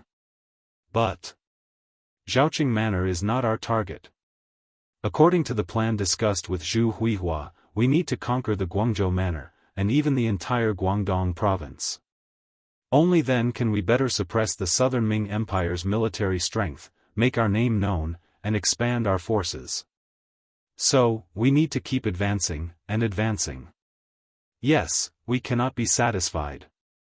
There are more wealth and beauties waiting for us. We need to continue attacking. Gung Jun, the leader of the 4 heavenly kings and the only one who followed young Master Huang to Zhaoqing Manor, stood up and agreed with Huang Yuliang. Well said, Heavenly King Gung's words are our next target. Reality has proven that the so-called Southern Ming Empire's army cannot withstand a single blow, but... Huang Yuliang's voice trailed off. When everyone heard the word "but," they could not help but perk up their ears. They knew that was the main point of today's meeting. However, there's a piece of bad news.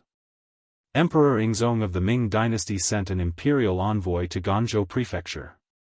He's currently mobilizing troops and preparing to come to Guangzhou Prefecture. It seems like he intends to have a decisive battle with us. Huang Yuliang didn't let everyone wait for a long time.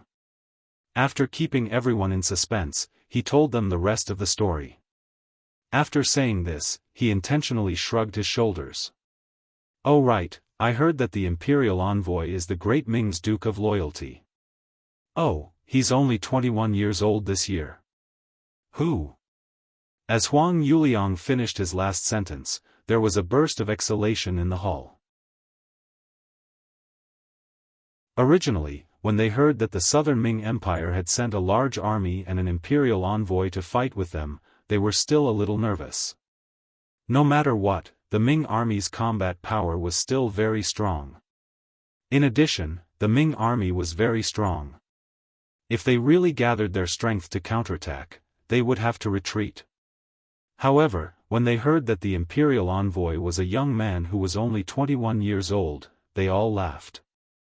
Their faces, which had just become tense, completely relaxed at this moment. As for the great Ming's Duke of Loyalty, these people naturally ignored him. Perhaps in their eyes, the so-called nobility of the Ming dynasty was just someone who had a good life and came from a good family. They definitely wouldn't believe that such a person would have any ability. These people would overlook Yang Chendong and the Duke of Loyalty. Naturally, it was because of the lack of information. News was not smooth, public opinion was not developed, and Yang Chendong was only known around the capital of Baiming. In addition, Emperor Yingzong, Zhu Qizhen, intentionally downplayed this person's name. Yang Chendong's name was indeed not well known in the south. Without anyone knowing, these people naturally judged people based on their first impression of him. He was only a 21-year-old young man. How could he be in the eyes of these generals who relied on their own hard work to obtain results? Everyone had an indifferent expression, and Huang Yuliang also laughed along. He himself also didn't know much about Yang Chendong. Or rather, he didn't want to know. He was only a young man in his early 20s, so he didn't put him in his eyes.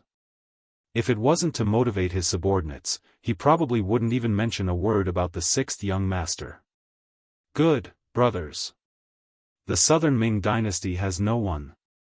They actually sent a little kid to lead the army. Do they really think we are made of mud? Since it's like this, let's show them our strength and let them know how powerful we are. Huang Yuliang laughed loudly, raising everyone's morale. Young master is right. Since the Southern Ming dynasty dares to look down on us, we should show them our strength.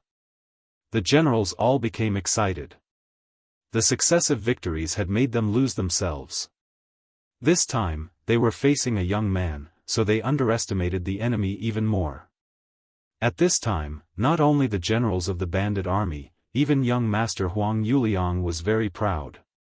Seeing everyone filled with righteous indignation, he felt that the morale of the army could be used, so he shouted loudly.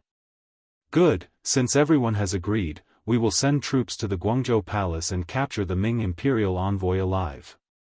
Send troops to the Guangzhou Palace and capture the Ming Imperial envoy alive. The generals below followed Huang Yuliang's shout and shouted the slogan together. Their eyes were filled with longing and fantasy for a beautiful future. Under Huang Yuliang's call and strategy, the bandit army quickly gathered the rations they stole from various places and started to prepare to directly attack the Guangzhou Palace that had no obstacles in front of them. To them, if they took down this place, it was equivalent to taking over the entire Guangdong. When that time came, their influence would be even greater, and there would be even more heroes coming to join them. Guangzhou Palace. It had been 7 days since the last meeting in the big tent. In these 7 days, Yang Chendong refused to see anyone. Every day, he would listen to music and watch dances in the back garden of the palace. Even when Han Qing brought 400,000 liang of silver, it was his follower, Tiger's Mane, who was responsible for receiving it. When they arrived, it was like Mount Tai was pressing down on them. It gave people the feeling that the situation on the front line could not be delayed. Whoever dared to delay for even a moment would be killed. But after settling down, it was so quiet. It was as if the world was at peace and there was only pleasure and enjoyment left. This kind of contrast made many people unable to understand. However, due to the fact that Yang Chendong had killed Jia Ping and punished Han Qing, he was too ruthless. Although everyone couldn't figure it out, no one dared to ask. The entire situation seemed to have stopped here. Yang Chendong relied on the name of the imperial envoy and his decisive actions last time to make everyone feel afraid. No one dared to disturb him. In comparison, the Guangdong political commissioner, Liu Youfu, and General Guaning did not receive such treatment. The palace they were temporarily staying in was filled with people and carriages every day. Many people came to ask about how to deal with the upcoming battle. As the Guangdong political commissioner, Liu Youfu was more worried about the situation in Guangdong than anyone else. After all, if there was a big problem here, he would certainly be at fault. He had originally been shocked by Yang Chendong's methods when he first arrived. He thought that with such an imperial envoy, the Guangdong matter should not be difficult to resolve. But after 7 days, there was suddenly no movement, and he couldn't sit still any longer. Until one day, he suddenly received a battle report saying that Huang Yuliang's bandit army had already set out from Zhaoqing Palace. When the army's vanguard headed straight for the Guangzhou Palace, he could not sit still no matter what. Men, prepare horses. We are going to General Guan's palace. In General Guan's palace, Guaning was writing a battle report in his study. The so-called battle report was Guan Ying's daily report of the battle on the front line to the southern Ming court. If there was a battle and there were results, it could be reported twice a day, or even thrice a day. But now, even if it was a battle report a day, Guaning did not know how to write it. Speaking of which, Guaning was slightly different from normal generals in the army. He had studied before and had even become a shiozai. It was only because he had no hope of becoming a shiozai that he changed careers and joined the army. Because of his quick thinking and outstanding performance, he was recognized by Kuang Yi and was transferred into the military. It was not difficult for a shiozai to write a battle report. But now, the same thing in his eyes was giving him a headache. He didn't want the emperor and minister Xie to worry, but he couldn't go against his will and report the war. Helpless, Guaning painfully wrote on the white paper that today was peaceful, the 3 armies didn't move, and everything was as usual. After writing this, he called for a personal attendant and had him report it to the relay station. After sitting down, Guaning stood in front of the window and moved his waist, which had not fully recovered from the injury. 7 days ago, after being taught a lesson by Beta Persei, he endured the pain in his waist and returned to the palace. Then, he lay in bed for 3 days. Even the battle report was written on the bed. After 3 days, he could get out of bed and walk. He had been looking forward to Yang Chendong's next move. But after waiting for another 4 days, there was still no movement. Gradually, his heart, which had been calmed by Yang Chendong's words, became restless again. Standing in front of the window and thinking about what Yang Chendong had said to him, Guan Ying's expression became more and more confused. He admitted that after being taught a lesson that day, Yang Chendong's words were not wrong. Since it was a military secret, the more confidential it was, the better. After all, Guangdong had lost 5 major cities in a row. If one were to say that there were no bandit spies in the government, even he himself would not believe it.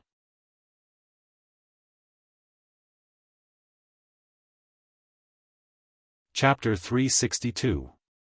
However, if it was just to prevent spies from eavesdropping on military intelligence, would he still be able to win this battle if he didn't move? Could it be that Yang Chendong came here just for fun? Or did he really have a card up his sleeve and already made all kinds of arrangements? When he thought about how the great Ming dynasty's army, other than the Canton Thousand Guards brought by Liu Youfu, who was still in Guangzhou, the rest of the great Ming dynasty's army had been sent out, and many of the mercenaries had also been sent out, he felt a little relieved.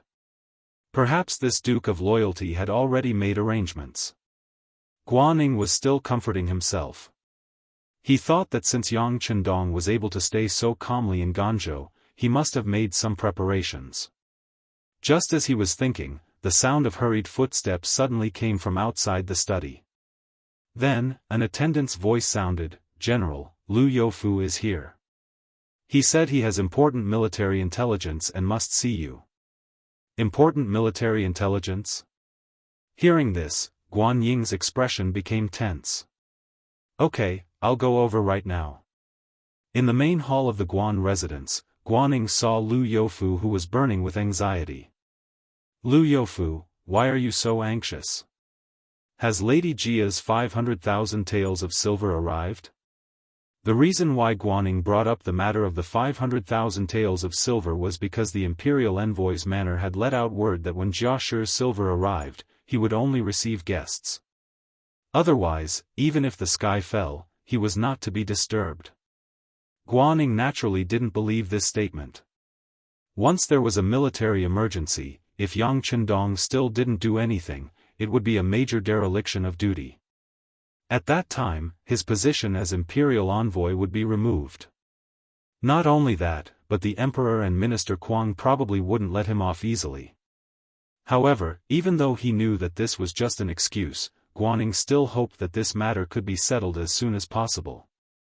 After all, once the matter was settled, Yang Chendong would have no reason to refuse to see them. He could also fulfill his duty and urge them to hurry up.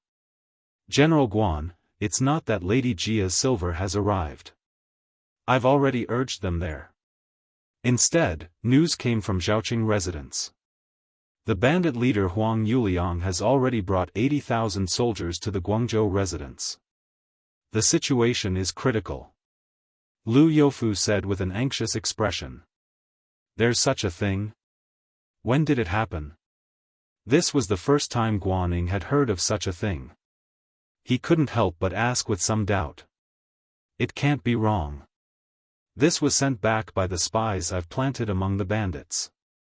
I'm sure the official report will be sent over soon," Liu Youfu said firmly. Since the rebels were able to plant informants in the government, Liu Youfu, as the Guangdong political commissioner, planting an informant in the other party was a reasonable matter. Guan Ying no longer doubted this point. Instead, he nodded, "This is an important matter. How about this, I will have to trouble Sir Liu to go with me to see the imperial envoy." Of course, of course." Liu Youfu nodded. This time, he came to persuade Guan Ying to meet Yang Chendong with him. 7 days ago, General Guan had barged into the residence of the imperial envoy and was subsequently beaten. He had long heard the news. Guan Ying was Minister Kuang Ye's favorite.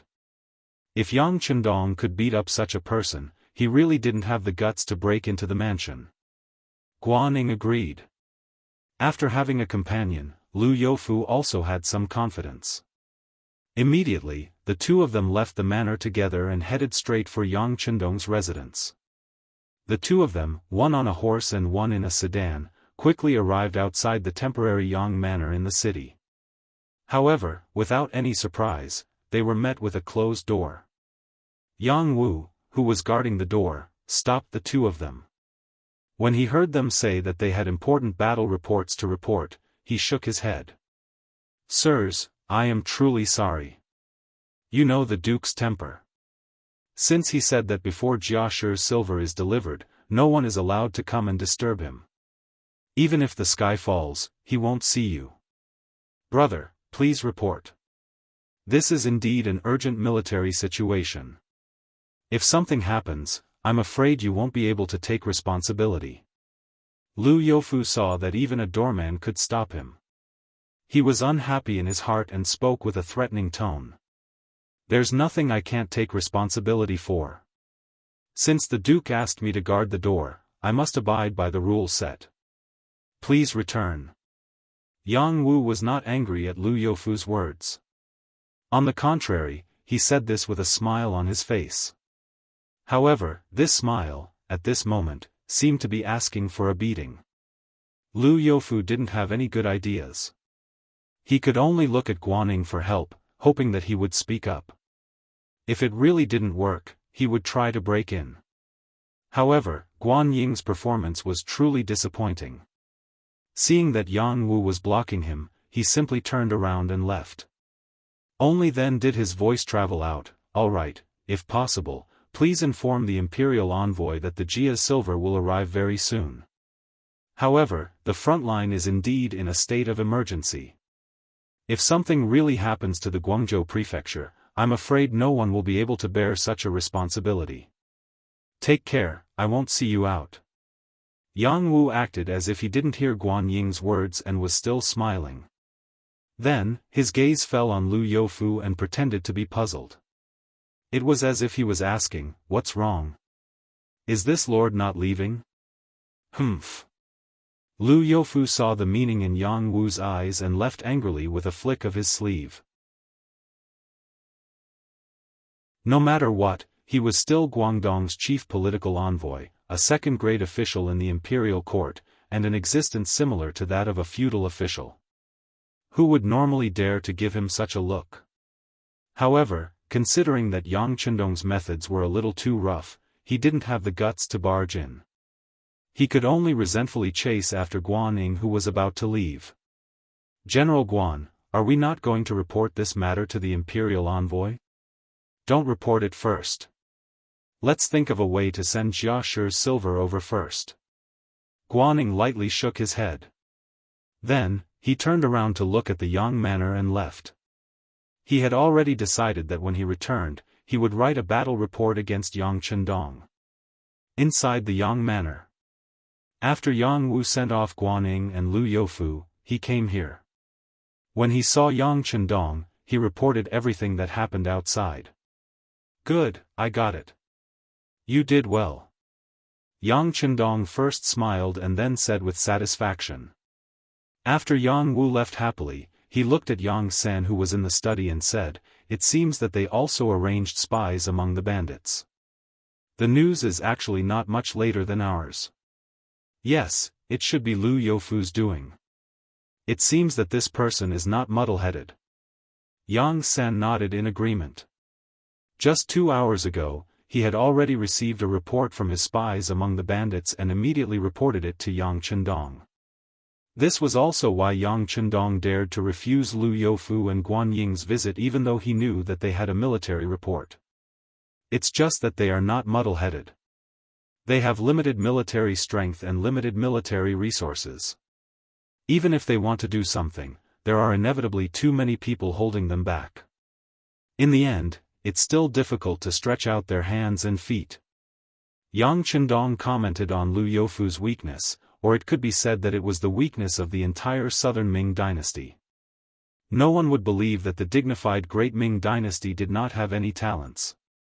It was just that because of the restrictions of the environment, it was difficult for people with abilities to stretch out their hands and feet.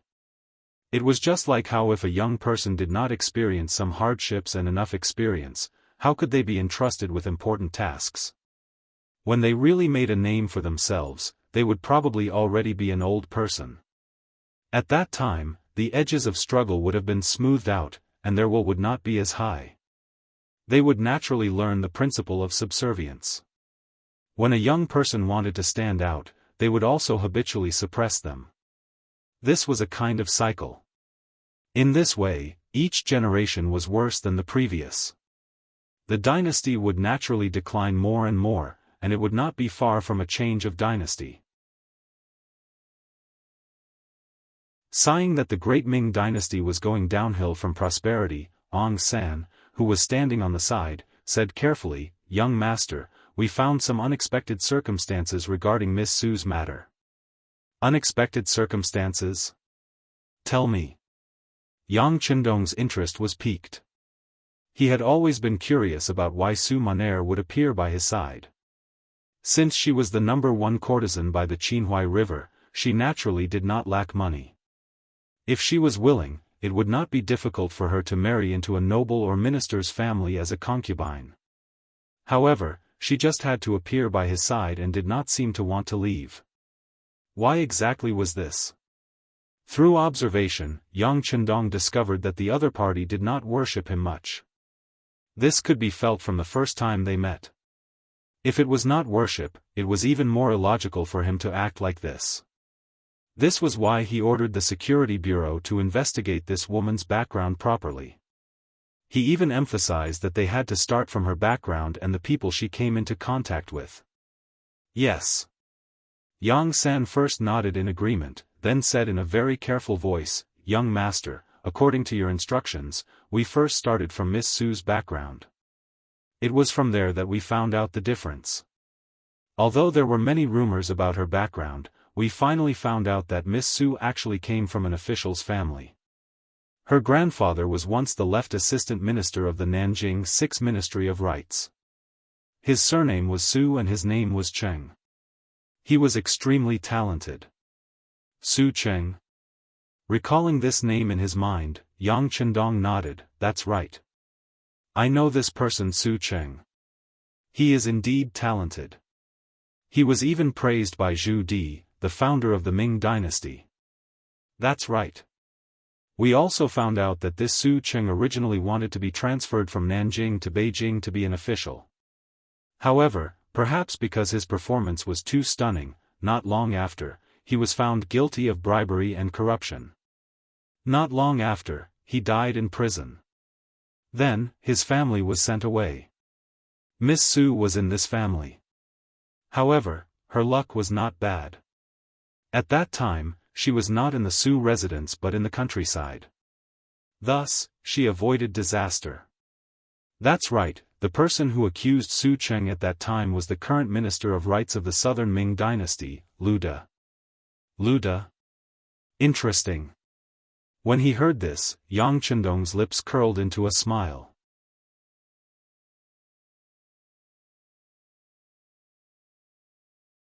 Chapter 363. That's all we found out for now. After all, Lu De is now the Minister of Rites. He has a high position and is not easy to investigate. Our people will make the best use of the time. Young master, please wait for a while. Seeing that Yang Chendong was satisfied, Yang Sen heaved a sigh of relief. Although Yang Chendong did not mention Su Maner's matter, he definitely placed great importance on it. Otherwise, this girl would not have been able to stay in the Yang residence. This also put a lot of pressure on Yang San.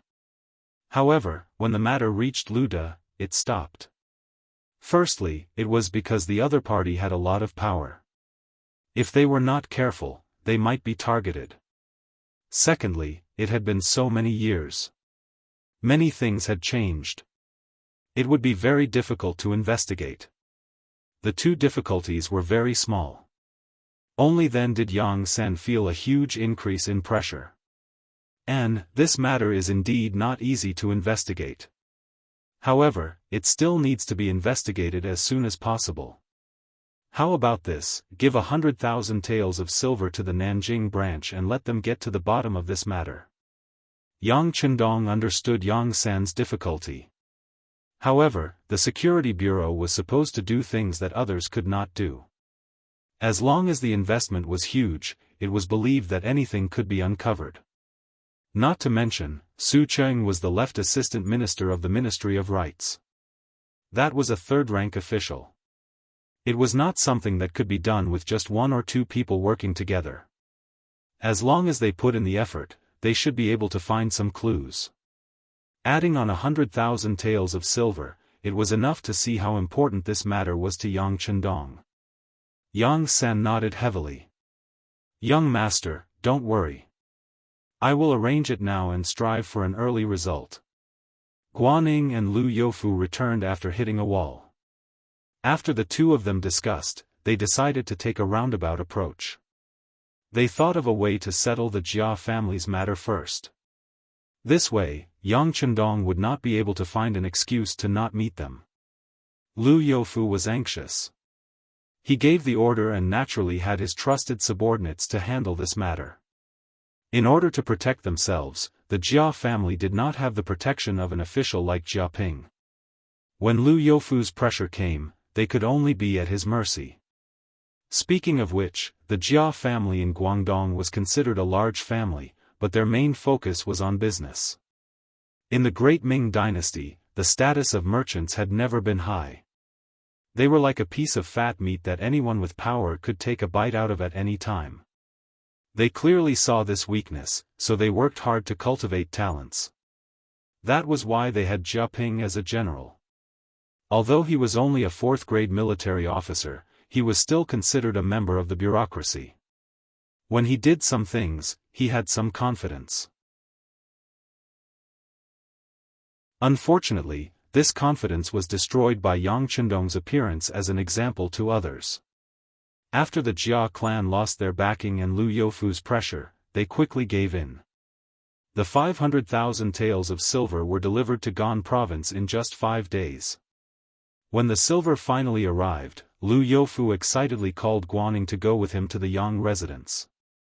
They wanted to see what excuse the imperial envoy would have to not see them this time. To their surprise, when they appeared in front of the Yang mansion with their personal attendants, Yang Wu, who they had seen last time, had a beaming smile on his face. He even opened the mansion's doors wide and welcomed them warmly. Humph! Seeing this reality, Lu Youfu couldn't help but lightly snort. Then, he and Guaning walked into the Yang residence and arrived at the main hall. Not long after, Yang Chendong walked in under the protection of Tiger's mane and Beta Persei. As soon as he entered, he smiled and cupped his hands. 1 tael of silver is not bad. This matter has truly been hard on the two of you. Yang Chendong had once served as the Northern Ming's general of Agile Cavalry, which was a second-rank military official position. He himself was also a loyal duke of the Great Ming. In addition, he was currently serving as an imperial envoy. When he was this polite, the two people had no choice but to promptly stand up and cup their fists to return the greeting. Imperial Envoy Darren is too polite. Please take a seat, please take a seat. Alas, when it comes to silver, this Imperial Envoy is also very helpless. I'm afraid you also know that this time, we came to Guangdong on the Emperor's orders to quell the rebellion. The National Treasury did not give us a single tael of silver.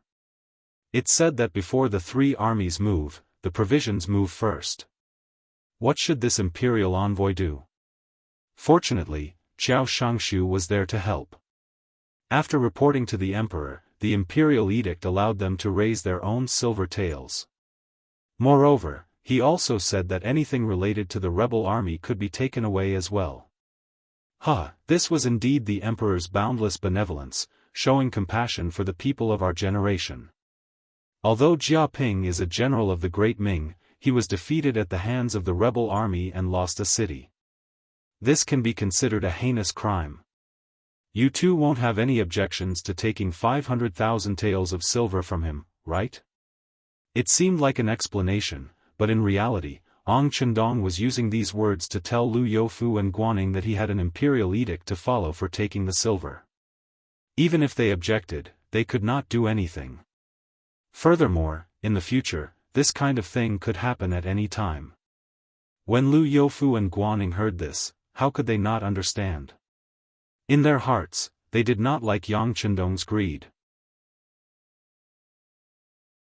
However, when they thought about the current crisis of the war, it was not the time to talk about this. As long as they could quell the rebels, what was wrong with letting him take advantage of them? Immediately, the two of them cupped their hands expressionlessly. They stood and said, "Imperial Envoy Darren is joking. Since the Emperor has allowed it, we will do our best to cooperate." Good, good. With the two of you saying these words, this imperial envoy's heart can be at ease. Oh, that's right, the two of you probably didn't come just to give me silver, right? Is there anything else? Yang Chendong's face carried a smile, and his attitude became warmer as he spoke. Finally, they could talk about the main topic. Lu Youfu, who had been unable to restrain himself for a long time, stood up 3 times and cupped his hands to say, Imperial Envoy Darren, the Yellow Bandit Army has already moved from Zhaoqing Manor to Guangzhou Manor. Currently, they have surrounded the city and are attacking the city. The situation is truly critical. I ask Imperial Envoy Darren to quickly dispatch troops to relieve the siege of Guangzhou. That's right, Guangzhou Manor is in imminent danger. Does the Imperial Envoy have any plans to deal with it? Guaning also stood up and asked with a hidden meaning in his words. In regards to Yang Chendong's lack of action these days, Guaning had already reached his limit. In his opinion, this person who was rumored to have the military god's nickname did not have the ability to strategize like he thought. He only knew how to listen to music and watch dances every day. He completely had the image of a young master who enjoyed himself. He really couldn't understand why Kuang Shangshu had chosen him in the beginning. Guangzhou Manor had already been surrounded for a few days. He wanted to see how this situation was resolved. If it couldn't be resolved, how could he explain it to his superiors? Lu Youfu was Guangdong's political envoy, and had just been appointed. He was worried about his position and future, so he spoke with a pleading tone. Guaning was the representative of the Ministry of War. He was more concerned about the overall situation. Therefore, he was somewhat disappointed with Yang Chendong. When he spoke, it was more of a questioning tone. When these two different attitudes were put pressure on Yang Chen, the atmosphere in the room became somewhat oppressive. Tiger's Mane and Beta Persei, who were standing behind him, were the first to react. They stared fiercely at the two people who were speaking with a pair of tiger eyes. Looking at them, it seemed that once Yang Chendong gave the order, they would fight. The atmosphere suddenly solidified, and Lu Youfu's heart became cold. He felt that Tiger's Mane's gaze had been fixed on him, like a dormant poisonous snake. It seemed that at any time, he could jump up and attack him. He couldn't help but feel some regret. If he had known earlier, he would have brought 2 of his personal guards in. If he had truly angered the capricious imperial envoy, at least he would have had room to maneuver. Guaning, on the other hand, felt Beta Persei's gaze fiercely staring at him, so he also glared back. Although they had already exchanged blows and he knew that he was not the other party's opponent, a soldier could be killed but not humiliated. This time, even if he was going to be killed here, he couldn't have the slightest timidity. He was an official of the Southern Ming Empire, and he was a general. How could he shrink back because of fear of the enemy? The 4 gazes were different. Because of these variables, there was an additional trace of murderous intent in the air. The entire room became extremely quiet because of this. All this until Yang Chendong spoke again. Oh? Could it be that the city of Guangzhou has already been breached? Lu Youfu didn't know why Yang Chendong asked this, but out of truth, he still shook his head and said, no, the commander of the Guangdong Guards, General Ma Wei, is currently leading troops to defend the city. It hasn't been breached yet. Since it hasn't been breached, why are you so nervous? Yang Chendong's sudden rhetorical question made it seem like he was stating something. This caused Lu Youfu to be stunned. This. Yes, the city hasn't been breached yet.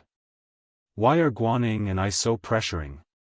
Guaning also became uneasy because of these words. Then, he suddenly thought of something. The original questioning in his eyes retreated a lot, and he asked in a consulting manner, please teach me, Imperial Envoy. Teach you? There's nothing to teach. The truth is placed in front of us.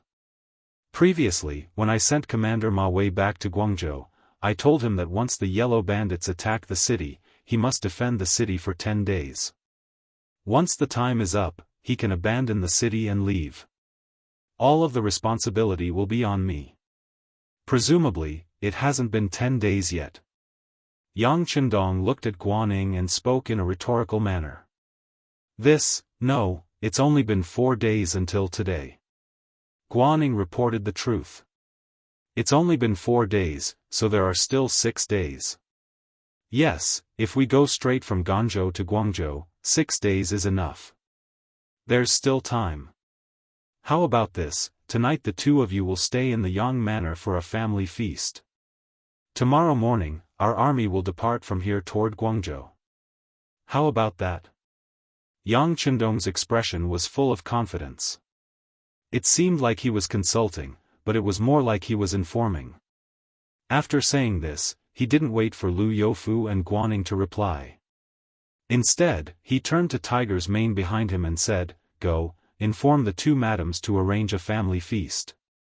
Also, inform Miss Su to prepare a song and dance. Tonight, I will be entertaining important guests."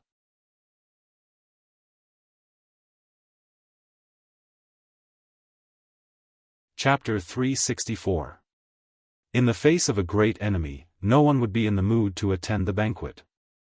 However, considering that this was Yang Chendong's kindness, they could use this opportunity to ease the tension between the two sides. They could also test the other party's thoughts and preparations. After looking at each other, they cupped their fists and replied, "Then we will have to trouble the imperial envoy." "Ah, no trouble, no trouble. Please be punctual for the banquet tonight. Now, you can go back and make the arrangements. Tomorrow morning, we will leave Ganzhou and depart for the Guangzhou prefecture." Yang Chendong laughed loudly as if the matter had already been resolved. No matter what, they could finally send out their troops. When Lu Youfu and Guaning left the Yang Manor, there was a hint of joy on their faces.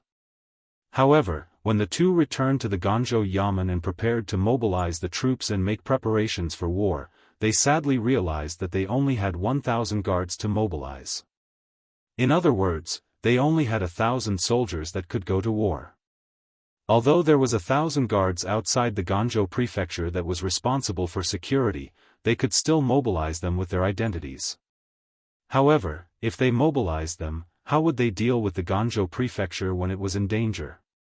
For a moment, the two could not help but worry. According to the battle report from the front lines, the Yellow Bandit army had 80,000 men. This was not all of their military strength. There were also large armies causing trouble in other places. Although General Ma Wei was in the Guangzhou prefecture, there was a Guangdong guard and 1,000 guards, with a total of 7,000 soldiers. It was already difficult to defend the city. It was impossible for them to go out of the city and counterattack. In this case, what could they do with the 1,000 men in their hands? Feeling that they did not have enough military strength, Lu Youfu looked at Guaning who was following beside him and asked, "General Guan, do you know where the soldiers from the Pingyue prefecture and Shaozhou prefecture went?" "I don't know." Guaning shook his head and said straightforwardly. He had asked Yang Chendong about this before and was dismissed with a casual sentence of military secrets. "I don't know." This answer clearly made Lu Youfu unhappy. However, Guaning was sent by the Ministry of War. Although Guan Ying's position was not as high as his, he was not his subordinate. He could not casually reprimand him. Even if he had anger in his heart, he could not vent it. "It seems that I can only ask the imperial envoy during the banquet tonight. Sigh, it's impossible to do anything with just this 1,000 guards institute. Even if we throw them onto the battlefield, I'm afraid they won't be able to do anything." Lu Youfu could not be blamed for shaking his head. What he knew was that although the Yellow Bandits' combat power was average, they would not be a match for the Ming army even if they were to fight one-on-one. However, the difference between 1,000 and 80,000 was too great. He had no chance of winning at all. The two of them, who were originally in a good mood, thus dissipated. They only went about official business and called the 1,000-man commander of the 1,000 Guards Institute over. After making arrangements for the army to depart for Guangzhou tomorrow, they began to look forward to the banquet in the evening. The moonlight tonight was quite good. The moon hung high in the sky, illuminating the entire earth. It was as if the world was covered with a layer of mysterious white veil. When the hour of the 5 arrived, Lu Youfu sat in a sedan chair, Guaning rode a horse. The two groups arrived in front of the Yang mansion. Red lanterns were hung high in the air, creating a festive atmosphere. The two of them, who had something on their minds, were not in the mood to look at the scenery. With dark faces, they were led by Yang Wu to the banquet hall of the Yang mansion. Yang Chendong did not put on any airs. He had already taken his 2 wives to sit at the banquet. The only difference was that Hu Yan and Lady Shui's faces were covered with a veil. This was also due to the system of the time. It was not easy for women to appear in public. "Come, Sir Lu, General Guan, please sit." "Haha, welcome to my family banquet. This time, we will only talk about friendship and not official business." Yang Chendong, with a smile, warmly greeted the 2 people who came in. However, when he said they could not talk about official business, it was clear that Lu Youfu and Guan Ying's expressions became ugly. After saying this, he did not wait for the other party to reply. He turned his head and smiled. "Come, please invite Miss Su." After saying this, he turned his head and said to Lu Youfu and Guan Ying, "Sirs, would you like to listen to a new song I made?" "Good, good." They were going to go to war tomorrow. The two of them had no intention of offending Yang Chendong. They would go along with what he said first. It would not be too late to find an opportunity to ask about the war later. Su Moner came out. She had a slender waist, an exquisite figure, and exquisite facial features. The moment she appeared, Lu Youfu, who had once seen her from afar, widened his eyes at this moment. He stared at her without blinking. He had to admit that this woman could indeed be said to have a fatal attraction to men. Hu Yan's beauty lay in her quiet elegance. Madame Shui's beauty lay in her enchanting temperament. Su Moner, on the other hand, vividly displayed the gentle side of a woman from Jiangnan's water villages. Each had their own merits and characteristics. A maid had already placed the guzheng. When Su Moner walked over leisurely, she first bowed to Yang Chendong and the others. Then, she pulled up her skirt and sat down.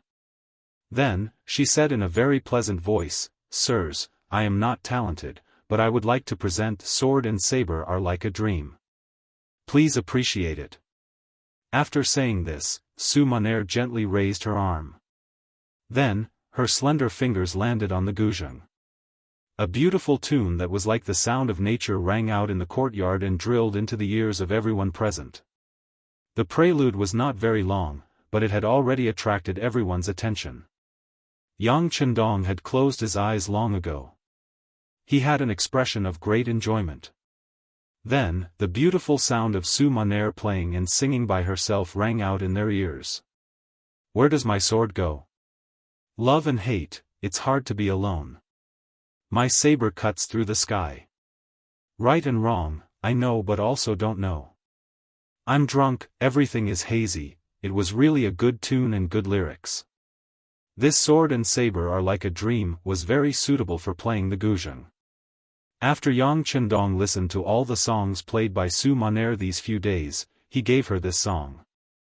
She had long heard that Yang Chendong had the title of Eastern Commander and was extremely talented. Now that she could finally receive a song personally bestowed by him, Su Moner felt as if she had received a treasure. With her talent in this area, the song was completed after just one night. Now that it was sung by her, the woman's voice had a hint of heroism to it, making it even more beautiful. Even Lu Youfu and Guan Ying were shocked by this song at this moment. They were quickly immersed in it with a look of enjoyment on their faces. Even if they were scholars, they might not be proficient in songs, but they would definitely listen and appreciate them. Now that they heard Sword and Saber Are Like a Dream, they really admired it. Soon, they revealed expressions of enjoyment similar to Yang Chendong's. When the song ended and the sound of the guzheng was still reverberating in the courtyard, the two of them opened their eyes reluctantly. At this moment, Yang Chendong's words were transmitted into their ears. "Huh, Miss Su is indeed amazing. I'm afraid that only you can perform this song so wonderfully. All of this is thanks to the Emperor's grace, allowing Miss Su to come to this imperial envoy's side." Su Maner, who originally had a humble expression, had to reveal an expression of guilt. But when she suddenly heard Yang Chendong's words, her expression tensed up and a hint of panic flashed across her face. The Emperor? Lu Youfu was listening enthusiastically. Suddenly, when he heard Yang Chendong mention the Emperor, his face was filled with confusion. On the other hand, Guan Ying's expression was extremely normal. It was obvious that he had already known about this matter. Noticing Lu Youfu's shocked expression, Yang Chendong smiled and said, "Lord Lu, it's like this. This time, the Emperor appointed me as an imperial envoy to quell the rebels in Guangdong. Because he considered that I am young and impetuous, he was afraid that I would be too lonely on the road and wouldn't be able to find anything fun. Thus, he invited Miss Su to accompany me. Sigh, this heart of sympathy really makes this subject feel fearful. So that's how it is. The Emperor's imperial favor to the imperial envoy is truly enviable, truly enviable." Lu Youfu nodded his head as if he had just realized something. Then, he said a few flattering words. These words naturally caused Yang Chendong's expression to become complacent. However, what made people disappointed was that Su Maner suddenly stood up and bowed, "Three sirs, I am truly sorry. This servant suddenly feels unwell. Please excuse me." Her bashful appearance gave people a feeling of pity. How could such a request not be allowed? Yang Chendong immediately nodded his head and said, "Since you are feeling unwell, you should go and rest. I believe that the two sirs won't blame you." Of course, of course. We still have to thank Miss Su for bringing us such beautiful music. Lu Youfu immediately expressed his position. From his point of view, this was clearly Yang Chendong exposing everything. No matter what, Su Maner was still a girl. Of course, she would feel embarrassed. Although Guaning didn't say it, he also had the same thought. However, although Yang Chendong had a smile on his face, he was a little more cautious in his heart. He had originally wanted to sound her out. By publicly revealing that Su Maner was sent by the Emperor, he also wanted to keep a close eye on this matter. In this way, if she wanted to do anything to him, it would represent Zhu Qizhen's intention. He didn't expect that after this test, this girl would indeed be unable to keep her composure. Although she seemed to want to retreat with a bashful expression, who knew if it was because of a guilty conscience? In any case, the probing this time was effective. Just as Su Maner brought her maid Xiao Yun and turned to leave, Yang Chendong inadvertently glanced at the deputy chief of the security bureau, Ong San, who was hiding in the dark, also left with them. However, because this action was done very discreetly, no one noticed it. "Come, have a taste of this imperial envoy's cooking. Let me tell you, this is something we can't buy even if we spend money on a normal day." Yang Chendong's gaze turned and landed on Lu Youfu and Guaning, looking like a host receiving guests. Good. I have long heard that the imperial envoy has an expert chef by his side. This time, if I have the chance, I will have a good taste. Lu Youfu immediately said politely. As for whether he believed these words in his heart, that was another matter.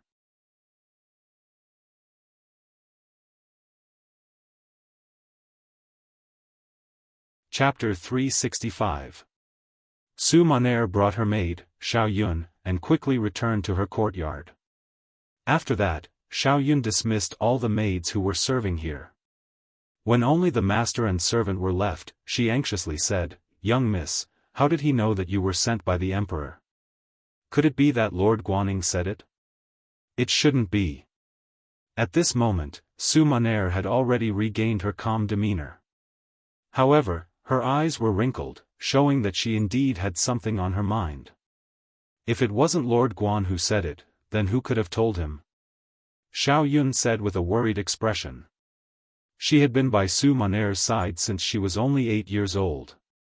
Rather than calling her a maid, it would be more appropriate to call her a sister. Usually, the young miss would not hide anything from her. Naturally, she already knew about Su Maner's appearance here and what she wanted to do a while ago. In the beginning, Su Maner had even made the decision to let her leave. However, she was rejected by Xiao Yun. In her words, she and young miss were already as close as family. They should go through thick and thin together. The more important excuse was that once she left, it would be hard to avoid suspicion. Moreover, this matter was caused by the emperor. Without permission, she would not be able to leave even if she wanted to. Su Maner was naturally very touched by Xiao Yun's unwavering loyalty. However, when she thought of the benefits she could obtain after the matter was completed, she finally made up her mind to continue with the matter. However, she felt a little guilty that she might have implicated Xiao Yun. Now, in the face of Xiao Yun's question of who told Yang Chendong that she was sent by the emperor, Su Maner shook her head lightly. Now is not the time to pursue these matters. There is no point in doing so. What's important is how he sees it and whether he will be wary of us. If that's the case, I'm afraid that we will have to be extra careful with our every move. After all, you can see from our interactions these days that he is not simple. He might even be much smarter than we imagined. Although the two of them did not mention who he was, this name had long been understood. Other than Yang Chendong, who else could it be? Thinking of Yang Chendong, thinking of his talent and youth, Xiao Yun couldn't help but be moved as she said, "Miss, do we really have to do that? I think he's quite nice. If we give up on the plan and tell him everything, do you think he'll protect us?" Protect us? After Su Maner heard this, she shook her head. Under the heavens, all lands belong to the emperor. We are just women. We just have some good looks. Who do you think would offend the emperor for us? Besides, it's not like you don't know that I'm not afraid of death. What I want is results. That way, even if I die in the underworld, I can still laugh. On the other hand, if you can't do it, even if you continue to live, what's the difference between you and a walking corpse? As if she had said something sad, Su Maner's eyes revealed a sorrowful expression. Miss, don't think so much. For your peace of mind, we'll just continue to do it. At most, we'll just die together. In the next life, we can still be good sisters. Xiao Yun looked at Su Maner's sad expression and couldn't help but say this. Good sister. Su Maner looked at Xiao Yun with heartache. Then, the two of them hugged each other and cried bitterly. Other than the sound of crying, there was no other movement in the room. A black shadow by the window quietly left without anyone noticing. In the main hall, Lu Youfu and Guaning had eaten quite a lot. The kitchen maid, Yi Qiuer, had been with Yang Chendong for quite some time. Under various strict requirements, her culinary skills had become better and better. In addition, with the help of various high-quality condiments that she didn't have at that time, the food that she made was indeed extraordinarily delicious. On this point, even Lu Youfu and Guaning couldn't help but be convinced. The two of them also ate quite a lot and drank quite a bit of wine. During the banquet, the two of them had also asked about the war. However, Yang Chendong casually waved his hand. It's fine. There won't be any problems in the Guangzhou prefecture. General Ma Wei has guaranteed that we can hold on for 10 days. You can rest assured. All right, I said we won't talk about official matters. Come, let's drink. Although he said they wouldn't talk about it, Yang Chendong still gave the two of them a reassuring pill. Regardless of whether his words were trustworthy, since things had already come to this point, even if they had some worries and doubts in their hearts, it was useless. They might as well relax a little and drink while they had the wine. It didn't take long for the three of them to drink quite a lot. When they walked out of the Yang residence, Lu Youfu's body was a little shaky. Yang Chendong also looked like he had drunk too much. He had someone send them out of the residence. Without any outsiders, he quickly regained his calm appearance. This was his residence. The wine he drank had already been replaced with soft drinks. As such, other than feeling a little bloated, how could he be drunk? Since he wasn't drunk, he didn't immediately return to the bedroom to rest. Instead, he went to the study and saw Yang San, who had been waiting for him. When Yang San saw Yang Chendong, he came forward and said nervously and worriedly, "Young master, I heard some things. However, they didn't say much. I just felt that they seemed to want to harm you. What's going on?" Yang Chendong's expression turned a little ugly. It seemed that the worst outcome had happened. Yang San didn't dare to hide anything.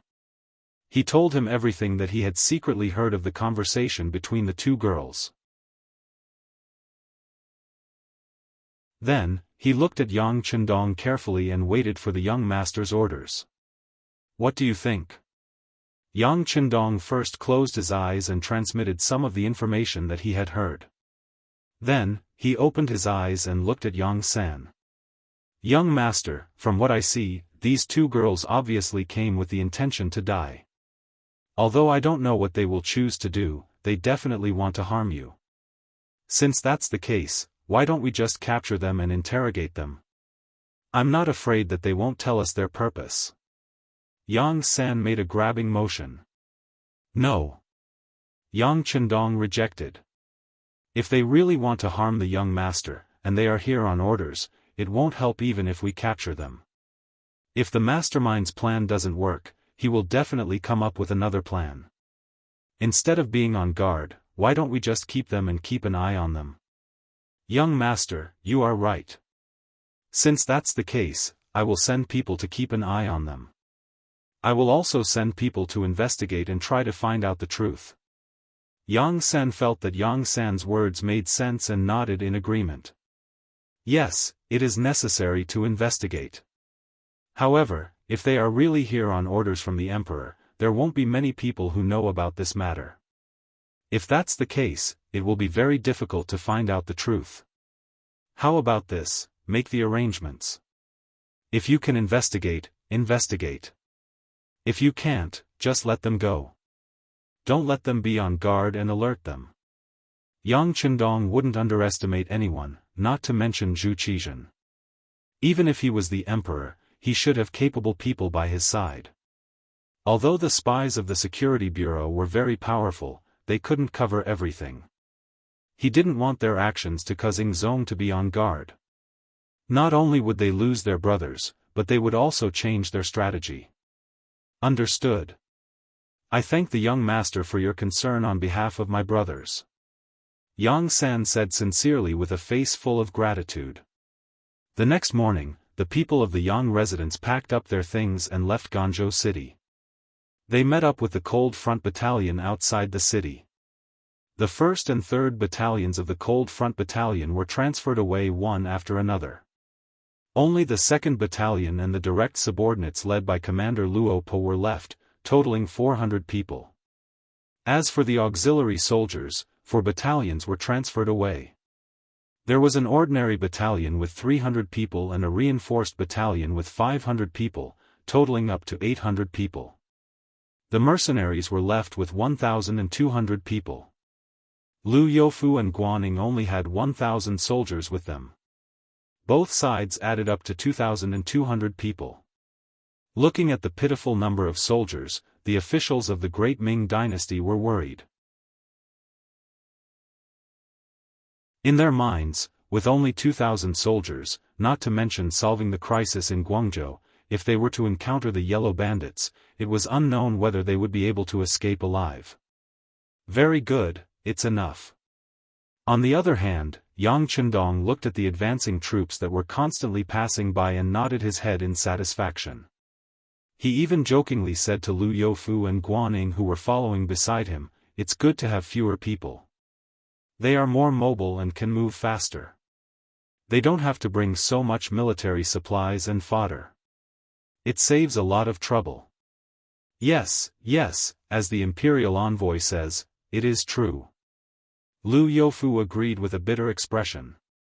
However, in his heart, he thought that the only benefit of fewer people was that once they encountered an enemy, they could escape faster and would not be encumbered. Just as Yang Chendong said, they had more mobility.